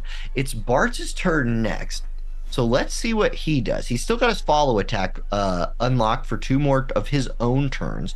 There's only 30 turns left in this fight, and no one has smelled the other team yet. So this is the El Clasico of manual play where you just don't fight. Bradley gets the Keenblade. So again, Bradley was just here. He chose to stay here. Gets Keenblade. So he continues to stay here. Now he's going to move forward. Is he going to look to do damage? Doubtful. Well, let's see. Bradley, do something. Do damage, sir. Or continue to just be scared and hide. He's going to go in the hole. He's going to go in the hole. But is there damage he can do in the hole? Is there? I don't know. He's going to go Calculated Rend. That's big damage onto the Soul. Not enough to kill him, even with the follow-up attack. CT up on Soul. Now, Soul can heal himself when he attacks. He still has 6804 HP. He just took a lot of damage, and he's still at about 50% HP. And 50% of his HP is like Chew Knock. So, here we go. He moves forward. He's in range of those 2 boys right there. Are they evadey enough? This is the moment right here for Liald. Does he have the dodging power to dodge out of some of Soul's damage? We shall see. Soul is thinking. Soul's got to be careful he doesn't time out right here too. Oh, he's going to go momentum. He's going to put his haste back on. So the numbers must not have looked too good. And if the numbers don't look too good right here for Luca, you have the option of retreating and allowing the buffs to wear off, right? Treasure Hunter's Fortune has already been used twice, so that agility and luck is a big deal when it comes to evade. So you just run away and you say, hey, look, I'm going to let your buffs wear off. I'm going to give myself the nullified status effects right here from Slime, and I'm going to make you come to me instead of me coming to you for the 3rd fight in a row. I don't hate this play. I don't hate this play at all, if that is indeed the play. Now, Zazan, I don't know, man. Zazan, show me something. There's 26 turns left. Go stand up there. Go be a big hairy boy, Zazan. Go be the biggest, hairiest boy you can be. You killed a bear once, and you have a bear on your head, and I'm running out of words to say. But don't make me sit here for another 20 seconds talking about hares and bears. It's like Leonardo DiCaprio cutting open an animal and sleeping in the forest. I don't know. I'm confusing Star Wars and that one movie about Leonardo DiCaprio killing a bear. Okay, it's Elia's turn now. Elia is looking to do some damage. She's looking to do a little stag impact, but the numbers matter. Those evasion buffs are still very active. Those agility luck buffs are still very active. She says, I don't care, and she goes for it. Bradley dodges it, and Bartz doesn't take that much damage. Okay, now Soul moves in. What's Soul gonna do? I don't know. Maybe Luca just wasn't ready for evade once again, because this comp was not ready for evade last time he played it either. Pure chaos of destruction. It kills Bart. So down goes ball. No, courage comes, but the chaotic healing heals him. So here's the state of things right now. You have a 1 HP Bartz as the only unit in the game with damage on them, but it's Lial's turn for Bartz and Bradley, and then it's Slime. Okay, Bartz is looking to do some DPS right here. We've seen very impressive damage from Bartz today.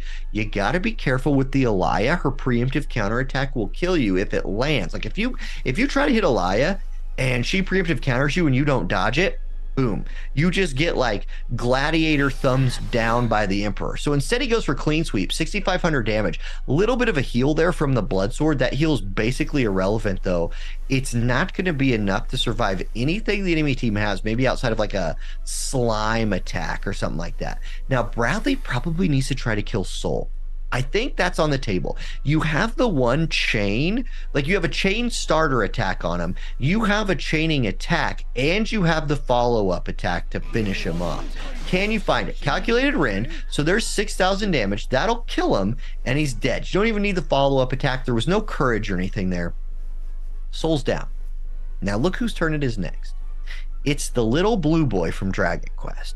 He has Raise, or he has his version of Raise. It might bring Soul back to life. It might not bring Soul back to life. That's kind of how this works. What I'm going to say too is this. Even if it does bring Soul back to life, Bradley's going to kill him again on his next turn. I still think it's important to make Bradley do that. Oh, channeling time. Never mind, that buff might never get cast because Slime is Slime. Look out, King Bradley's here, and King Bradley has 2 swords and a calculated rend to apply to you, sir. So Slime charging something, Bradley considering something is gonna happen. Bradley steps up, Soul's body is floating midair. Bradley's looking at Slime and he says, I see a Slime. How much HP does Slime have? Not enough to survive that. Now, Slime does have courage, but the follow-up attack will kill him. And there we go. So, Bartz's follow-up attack comes in clutch in killing Slime, and that looks like a GG. Now, have you guys ever heard that looks like GG against Elia before? And then the next thing you know, Elia kills your whole team? I've seen it happen. You've seen it happen. We've all seen it happen. Zazan, what you gonna do? Charm wouldn't be the worst thing here. Steal time. Okay, goes PvE mode. Steal time. Does it knock Elia down a peg? Does it? It does. Bartz will get a turn now. Bartz, you cannot outrange her at this point. Like, she's gonna be able to hit you no matter where you go. You're probably dead, but you do get a chance to do a little damage to her before you go. Zazan probably also dead. I imagine Stag Impact will kill Zazan. The question is going to be, can she hit Bradley with it from there, which I think is a yes. That was big damage from Bartz. I still think he's dead. If she's able to hit all 3 of them, kill Bartz and Zazan, not have to move, I don't know. Luke is thinking Bradley's gonna get to go no matter what, but she could range him, maybe like kill these 2 boys and then run away. I don't know. Let's see what this is. An interesting play from Luca. She's gonna go Stag Impact. This is what we anticipated. Bartz lives via the blood sword heal. Zazan dies and Luca's gonna run away. The problem is this: if you're Liald, you're totally cool with the runaway. You're like, yeah, that's fine. I have 2 characters to your 1. I'll peace out. We'll let turns run out, and it's GG, I win. Now, right there, Bradley, that's not far enough. she can get you right there. So you have to attack. Calculated Rend comes out. Courage on. The follow-up attack buff has run off. So does Bartz have the range to kill her, or doesn't he? That's going to be the trick right here. He moves up. The counterattack proc does not happen. Clean sweep kills Alaya, and that's it. Alaya goes down. Liald switches from his missile team to a more meta team, picks up the win, and will force a game 4. There we go. GG. GG. He pulled it back a little bit. That's good. You know, we always got to come prepared with other compositions here in the tournament, so it's good. I mean, I don't think it was going to work out any other way than switching it up a bit. So, oh yeah, no, there is a little hope. There is. That one was a little slow for my taste. There was a little too much standing just out of range of each other and buffing. But it is what it is. Like, it ended up being Luca knew, like Luca moved forward a few times and looked at damage and just saw low hit chances, I'm guessing, and just did the only thing you could do at that point, which is not try. Well, not try that. You just have to wait, hope for buffs to run out, and hope things work out a little better for you when the switch ups happen. So there we go. We do not get the 3-0 sweep. We will have a game 4. Yep. Now, does Luca change? I think Luca's probably going to run to the Bradley team. I think so too. I like Bradley Alaya better than Soul Alaya myself. Although Soul didn't underperform. It was just, I don't know. I don't know. We've officially hit the point in the night when, you know, this is if you ever watch like big esports broadcasts, not saying that we are not a big esports broadcast. This is the biggest esports broadcast in tactical RPG gacha gaming on the internet. Right? I don't know. I cannot confirm that statement. I think it probably is. But okay. If you watch maybe bigger esports broadcasts, this is the part where Justin and I get a break and they throw it to like the analyst desk to like break down the last match. Instead here, Justin and I just sit on the screen and talk about things. Sometimes we talked last week we talked about the definition of shinobi for a while, which is ninja, which is the keyword of today. Yeah, they're totally the same thing. That's why they're different words, keywords. Anyway, so on that last match there, I mean, I don't know the range height for some of those Soul's abilities, but there was a pretty big difference between Soul and the whole buddies down there. So there was. Oh my, it's interesting. So yeah, I think I really would like to see the position switched. I know it's not going to happen, but I would like to see somebody in a different spot this match. So we've seen the corner, we've seen the hill over there. Do you know what would be cool? If the map was random, like especially in manual play. Right. So the argument would be, what if you get planes? Oh well, see, the argument would be I didn't prepare for that. But then the counter argument would be, if you're a professional player, you should be able to counter whatever comes at you. So exactly. And okay, I'll talk about it like this. Before there was gacha gaming on phones and PCs, there was gacha gaming in the packs of cards world, Magic the Gathering, Pokemon cards, these kind of things, you know. So you could just play in tournaments where you had pre-built decks and maybe you like looked up the best deck online and you come in and you were like super prepared to play your element or whatever it was you played. But my favorite way of playing, you know, instead of calling it collectible trading card games, I'll call it analog gacha tournaments, is, you know, drafting, where you show up, you don't know what you're going to get. You open a pack and you're like, oh, I'm going to get this card. And then you get another card and you get another card. And the skill is building the deck on the fly, adjusting. That's real talent, in my opinion. Looking up the best deck to build on the internet and then wailing for that deck. I mean, are you even good? I don't know. Unless you're the person who figured out that was the best deck, then I would argue that you are. But that's like not who's there. Right. So yeah.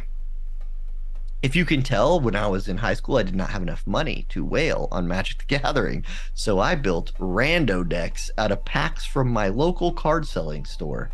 And just would show up at tournaments and be like, yep, this is my blue deck.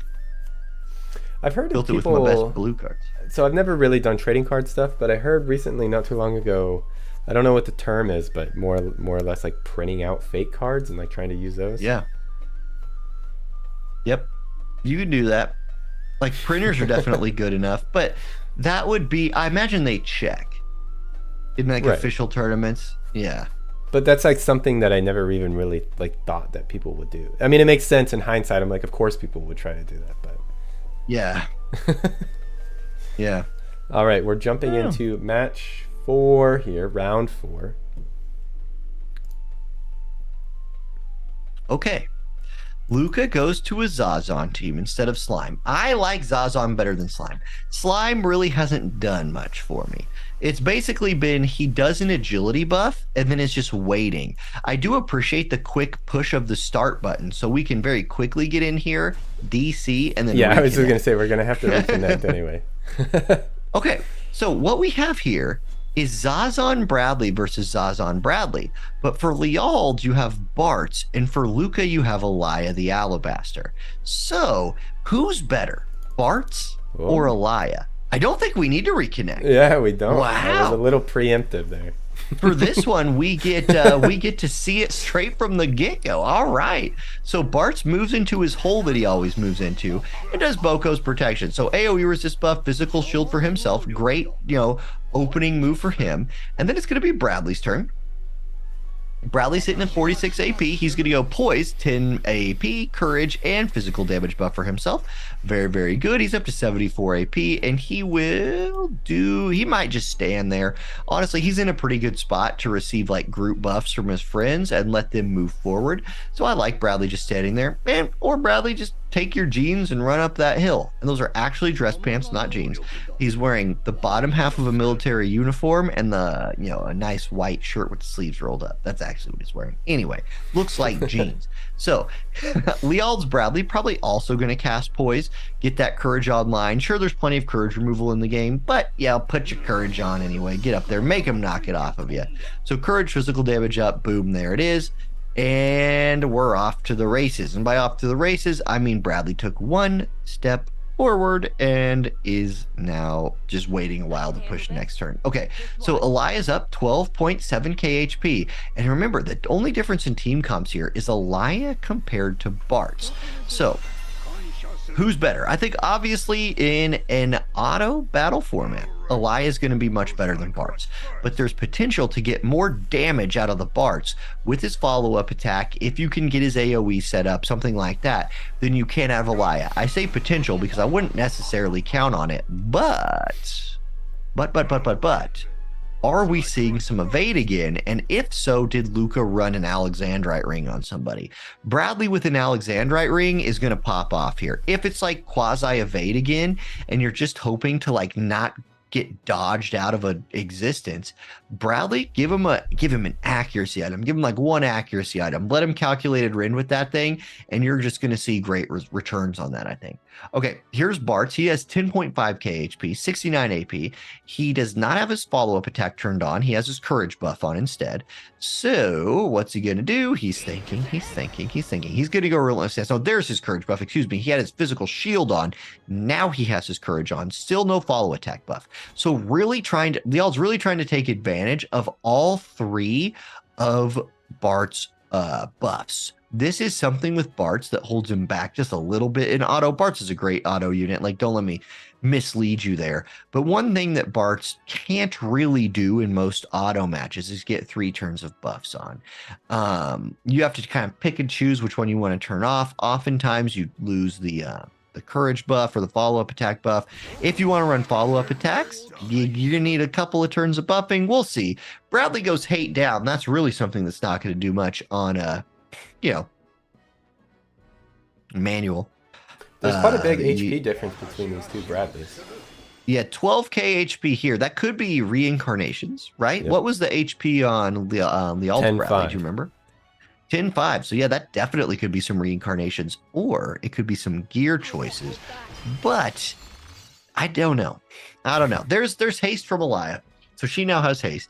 We'll see if she wants to expose herself to damage yet. She's kind of thinking about ranges right here. She's gonna get, I think what she did when she moved was tested to see if she moves, will she still lap the enemy? If she moves there, it looks like she will. So that she will not. Again, that thing on the left, like, it will lie to you a little bit sometimes, or at least mislead you.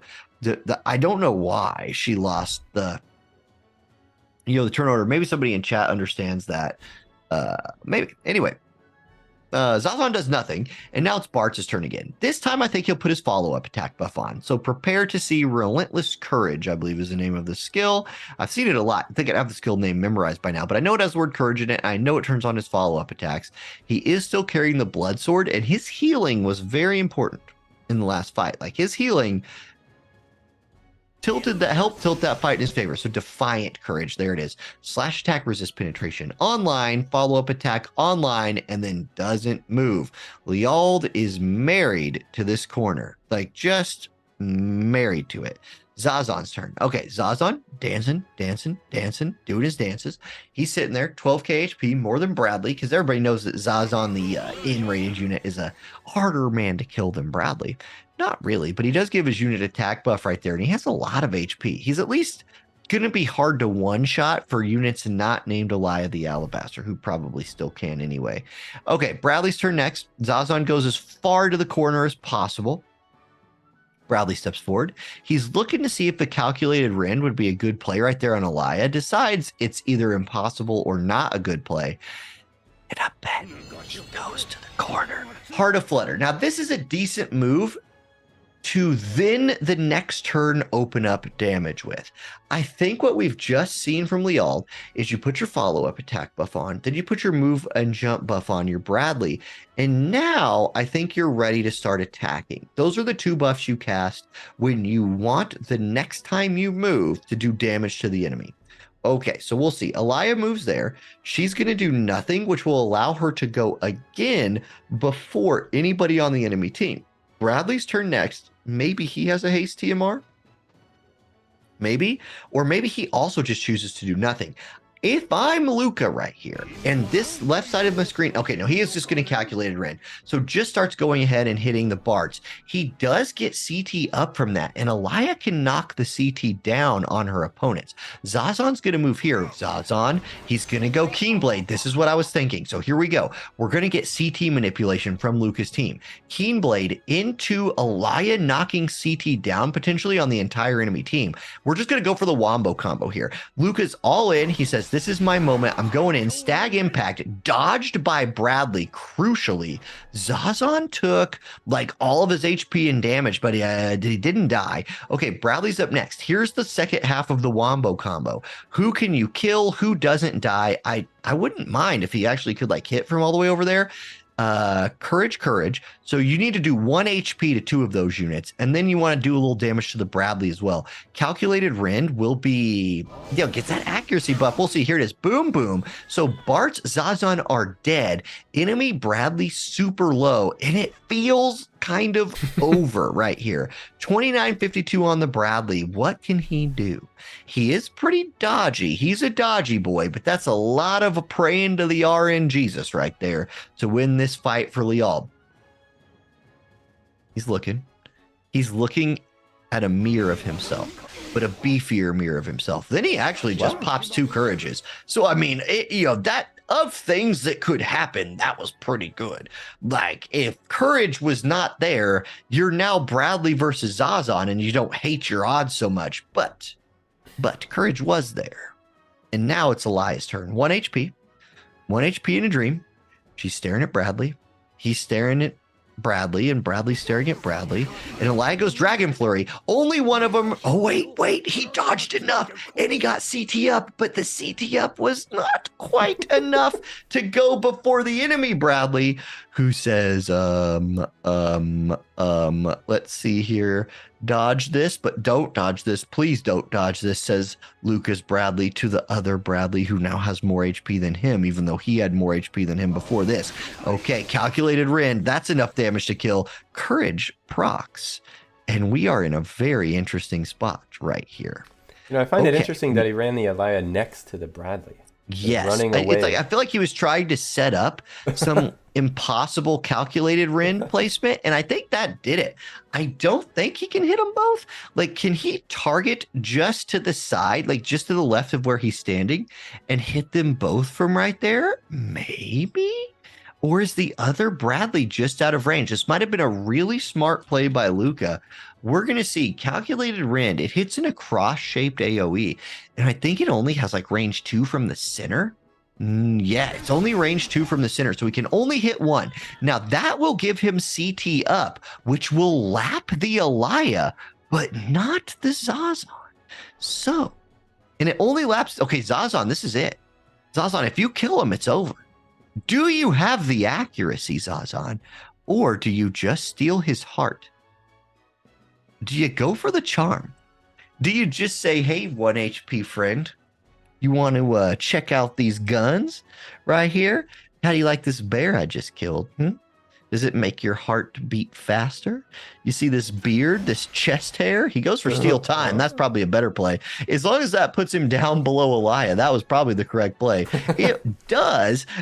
And now, here's Dragon Flurry. That'll kill him. And that thing got really interesting at the end. Luca does pick up the win. Zazan with the clutch steal time, as I was memeing about stealing his heart. Zazan says, I ain't got time for that mess. I'm just going to steal time. That's a GG. That's a win. And that is Luca earning his way into the grand finals next month with his second live stream tournament win and first 2023 championship live stream tournament win. So GG Luca, and that was a great fight. Great. That went from a stomp to very competitive when Lial changed up his teams, and that made it way more fun to watch. Congratulations, Luca, once again being a champion here. Unfortunately, you can't get 2 titles. It should say like ×2 on the end of it. Yeah, he should just get like it should be like chroma title now. Like it should like shine brighter or something. I like that. But yes, congratulations. We will be doing an interview with both participants here. That was pretty close. Yeah. I mean, even if Luca did lose that one, there was still another match to go. So yeah. I also got like Woodstock wins, which people might remember from previous tournaments or like from my live streams and stuff. He sent me a message on Discord saying that the turn order on the left for spectators does not update the same way it does for players. So a lot of times when we're sitting here wondering like, why does that like it kind of lied to me right there. Well, they know. They can apparently see the correct version of that.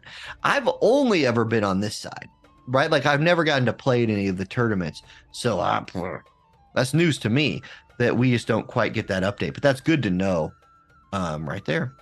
Again, learn something new every time you play in these things. Learn 2 new things today. All right. Indeed.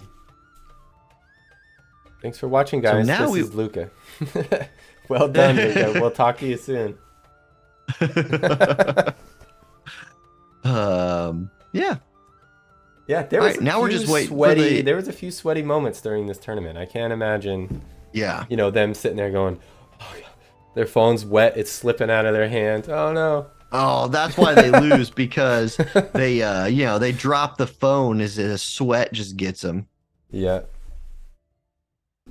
Okay, but so they're getting their microphone set up. We'll see what was going on internally. The Bradley almost 1v3 at the end of that last fight was. That was a little intense. And imagine if there was a reflex there. Yeah, things would have got a little crazier. That was one reflex. Go ahead. I was just gonna say, I think it's crazy that Bradley has still had such a dominant force since the day he came out in the tournament. He's been in like every tournament multiple times. Dude, the unit's insane. Like he is. That's a buff boy right there. Elia, I think, is probably a little bit more overall powerful than Bradley is, especially in autoplay. But notice how like he was able to use Bradley's like lunging attack that gives you that CT up to try to. Yeah, that was smart. I mean, again, there was no other way that he could have done that. Yeah, that was a really good play. I think You know, the one thing you could have done differently is not face Bradley with his back to Elia on the last turn. Yeah. Bradley, You know, yeah. Like I said, it was interesting because the Elia and the Bradley were both apart. Elia attacked, and then he moved Elia right next to Bradley. Yeah, I set found, up instead the of Bradley just, moving. Yeah, Yeah, I run thought it was Elia interesting. farther away, maybe. Indeed. I don't know. Anyway, we're going to get ready for the interview. Once we get the thumbs up, we'll be interviewing Liald first here. Okay. This is the part where, oh, I need to like check my microphone settings in Discord. Discord loves to redo my settings. Indeed. So let's switch on over right now, and then we can get ready for that. Let's do it.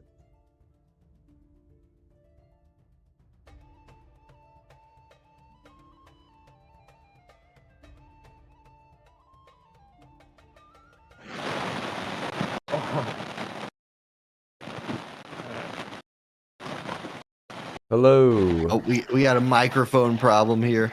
Yeah. Hello. Can you Hi. hear me? Hello. Yes, we can. Hello. Oh, hi, Auronnj and Justin. Hello. Liald, GG, man. Good. That was that Bradley in the last fight had me believing for a second. But I don't think so. It's hard to beat one versus two. Yeah, one reflex. Yep. Yeah, maybe. But yeah, so congratulations. You got second place. That's very well done. You certainly had a very strong composition with the follow-up attack with the Barts. That worked very well for you. So did you sort of realize that Luca was ready for that composition? Is that why you changed it out?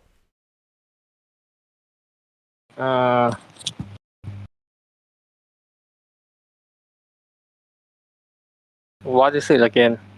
Sorry, you were using the Bart's composition, with the Lilith, and then you changed it while you were fighting Lucas. Did you realize that like Luca was maybe ready for that, or?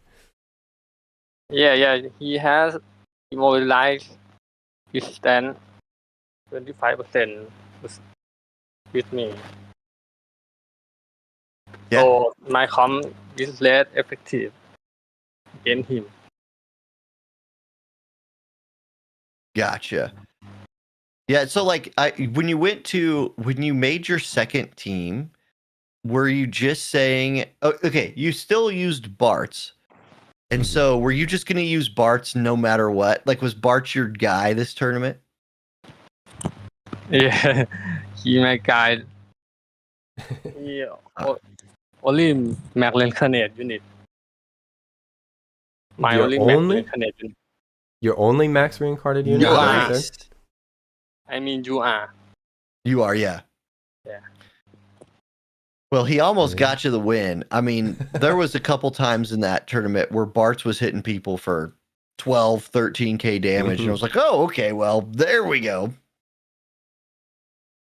Yeah, he OP. Yeah, all right. I like that. So yeah, congratulations once again here. You did very, very well. You had a lot of battles today. Thank you. Could you maybe just tell us a little bit about your strategy early on? Where did you learn how to do the follow up and that sort of stuff?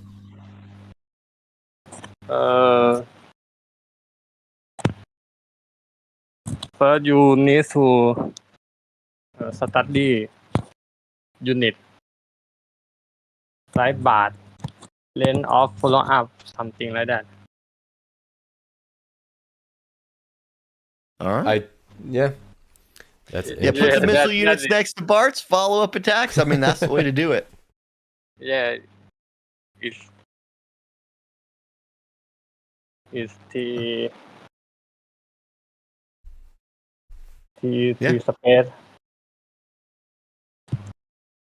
But All right. Well, we usually give everybody a chance to shout out anybody who helped them prepare. Shout out any like guild mates. Any shout outs you want to do. It could be for anybody. yeah, I shout out to Charlotte and Swicer.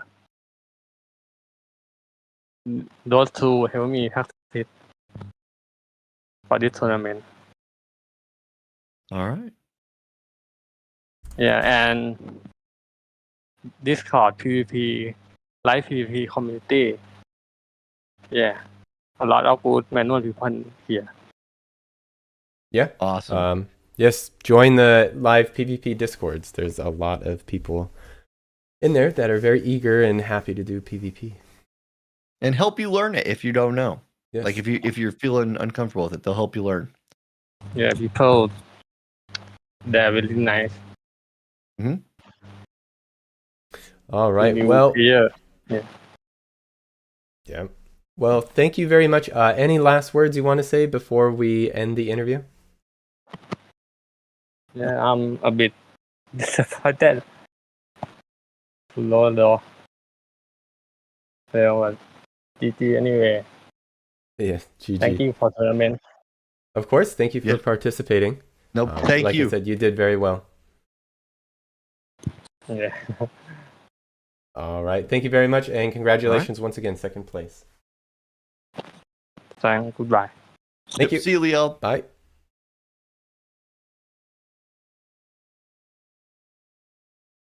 All right. So we're just waiting for Luca to join now. Tournament manager here should be setting this up very quickly.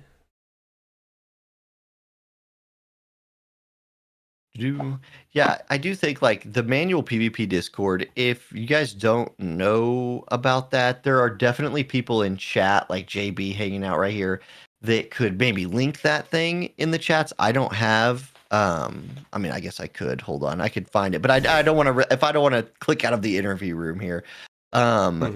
It is if you are interested in manual PvP, there's a lot of people there that are also very interested in it, very into it, and it is a whole part of the game that if you get into it, you will there's a rabbit hole to go down there if you want to go down it. I guess what I'm trying to say, and you might have a lot of fun. So link that Discord in the chats if you're in it right now, and then we will talk to Luca right now. Hey, Yes. yeah, I'm here. Hello. Hello. It was a lot of GG, fun. sir. I must say it was really a lot of fun. Liald All was right. really a good opponent. I was being a bit bored at the start because the both of my last matches were versus gunners, and I think it gets boring, camping, waiting turns. But then we started killing each other with Sirius, Bradley, and other people. It was fun. Okay. Yeah. That last fight was you had only Bradley left on Liald's team, and you had all three of your units at full health, and then Bradley just one-shot two people, popped the courage, and it was like one reflex away from getting real weird. Yeah, I think Bradley is still one of the best manor units we have here. I tried showing a bit of Sol too, but it's a bit harder to use because it's very tanky, but he really suffers a lot from barrier breaking, shield breaking. So once he loses his shield, it gets harder, and he has very low mobility. We are now used to units like Kalaya and Bradley that really run the map. They have a huge range, and in manual play, it is really a big advantage. Sure. Yeah.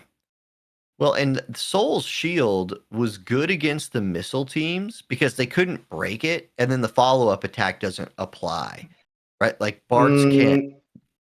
It's a bit more complex than this because Solid himself is not strong versus gunners, as he has a weakness to gunners.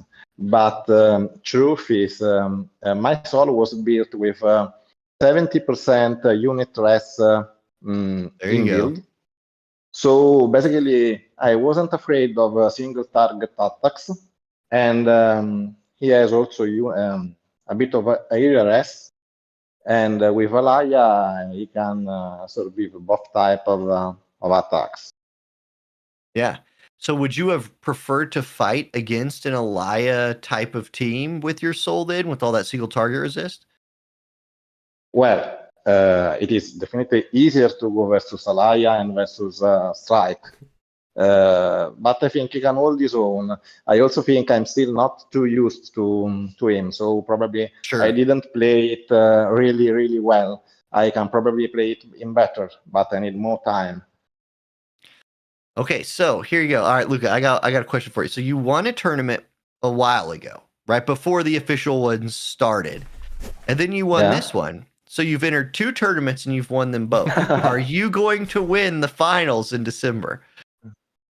I don't know. I think you see in this tourney, all people that were in this tourney were really strong players.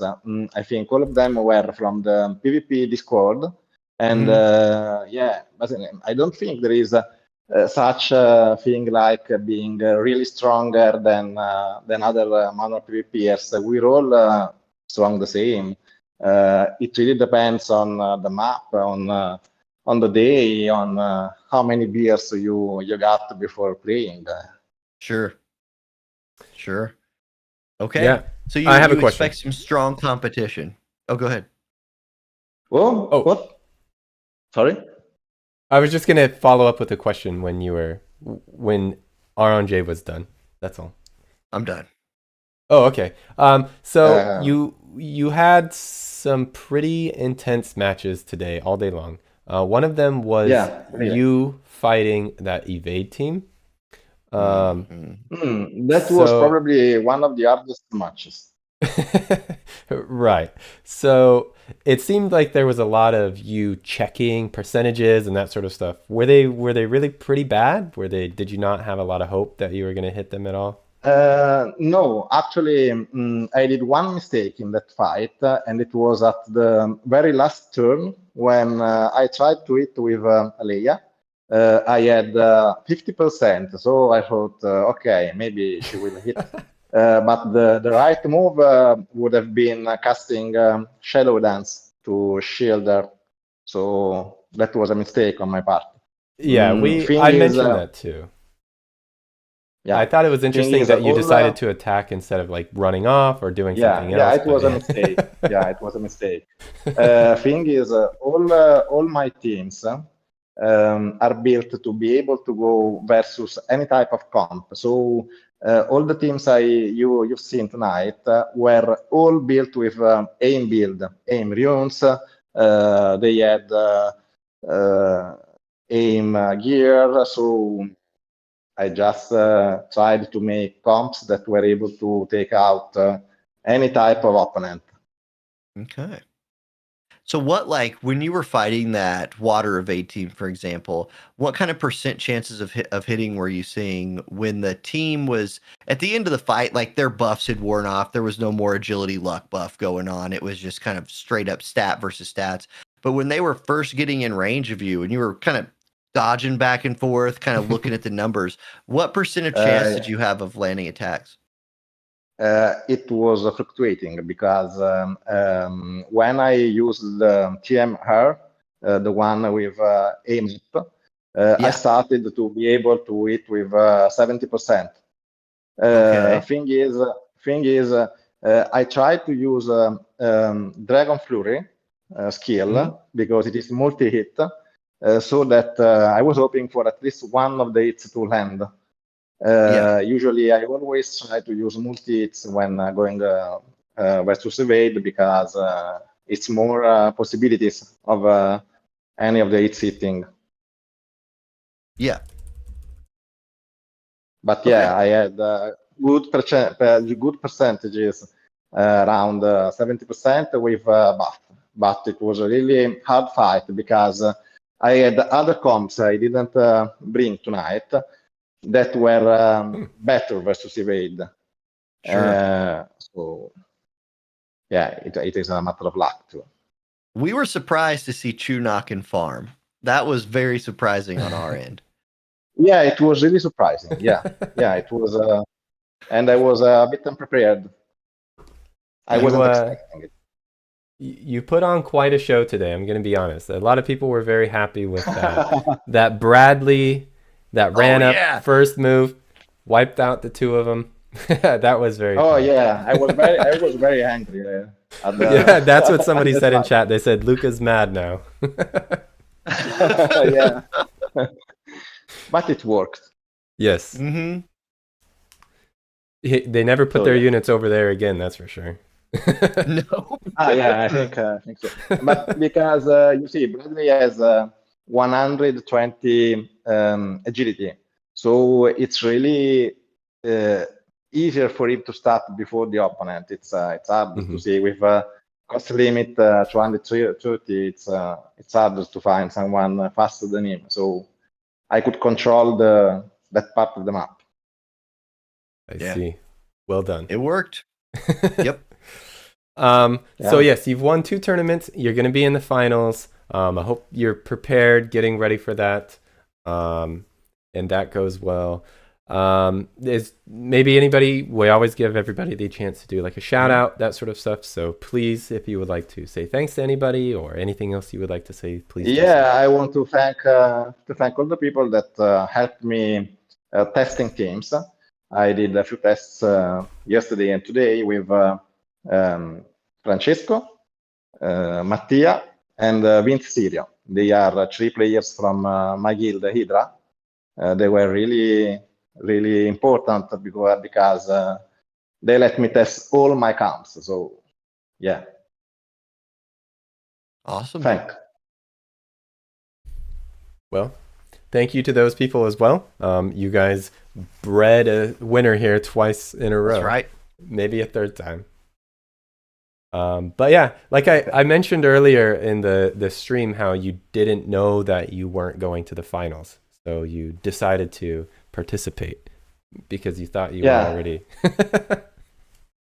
Yeah, I wanted to have the chance to go. I'm sure in the finals we will be all very good players, so it will be fun. Mm-hmm. Indeed. My advice for anyone trying to do manual PvP and watching is always the same. Come to the PvP Discord, start playing with us, start doing free match, and have fun. Yes, all right. You've heard it here, and you've heard it multiple times. Join the Discords, join the community. They're very happy to help everybody out and get everything. Yeah, because it's a good community. Yes. All right. Well, awesome. Luca, thank you very much, and congratulations, first place. Sir. Once again, enjoy your double title. Thank you. Thank you very much. Yep. Goodbye. Thank you. Have a great one. Bye. Bye.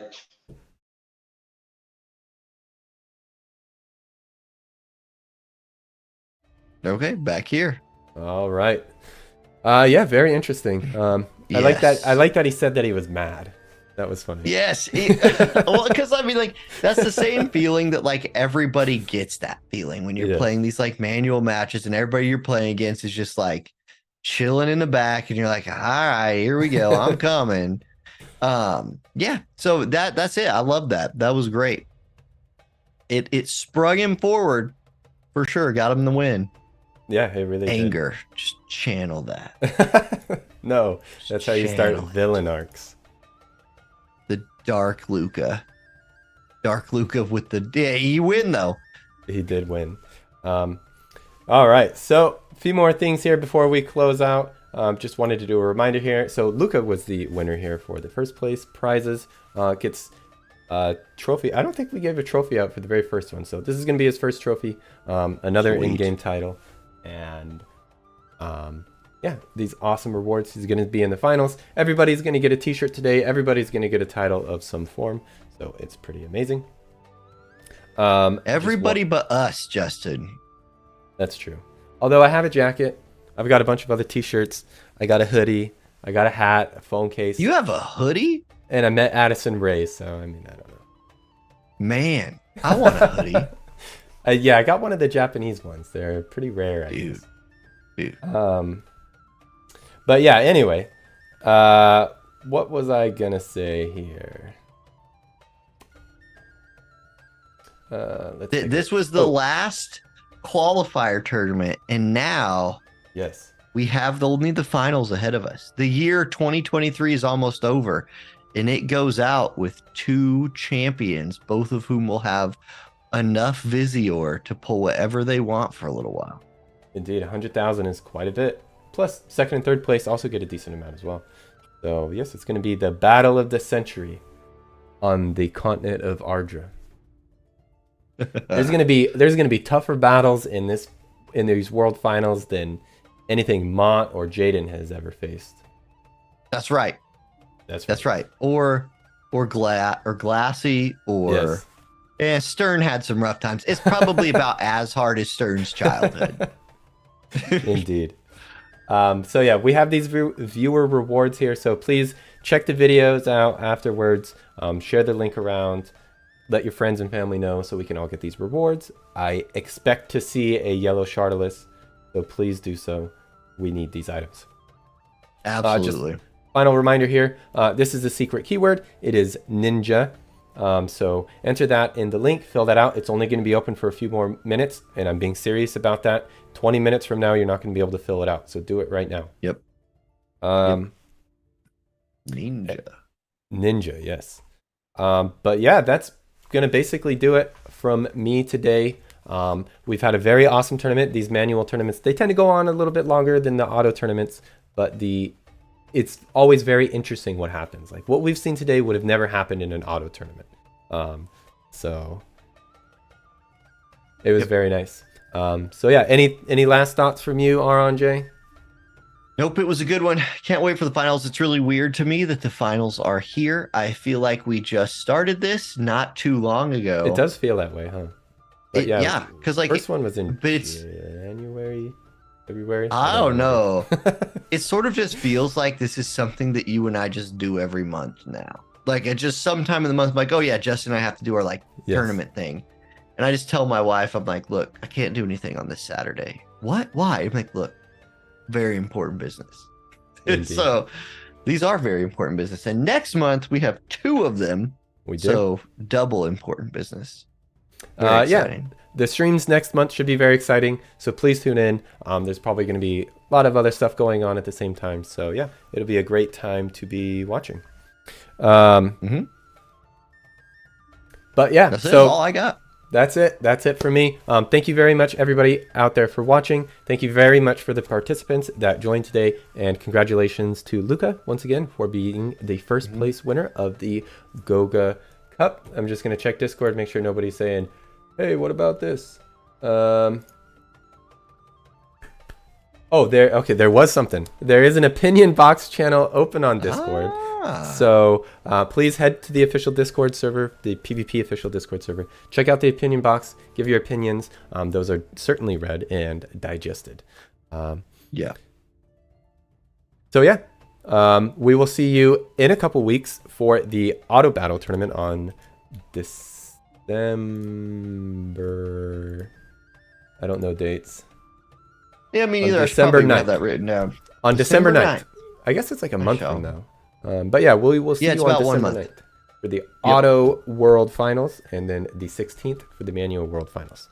But yeah, that's it. That's all we have today. So thank you very much for tuning into the War of the Visions Final Fantasy Brave Exvius Championship 2023, the Gouga Cup. We will see you all next month.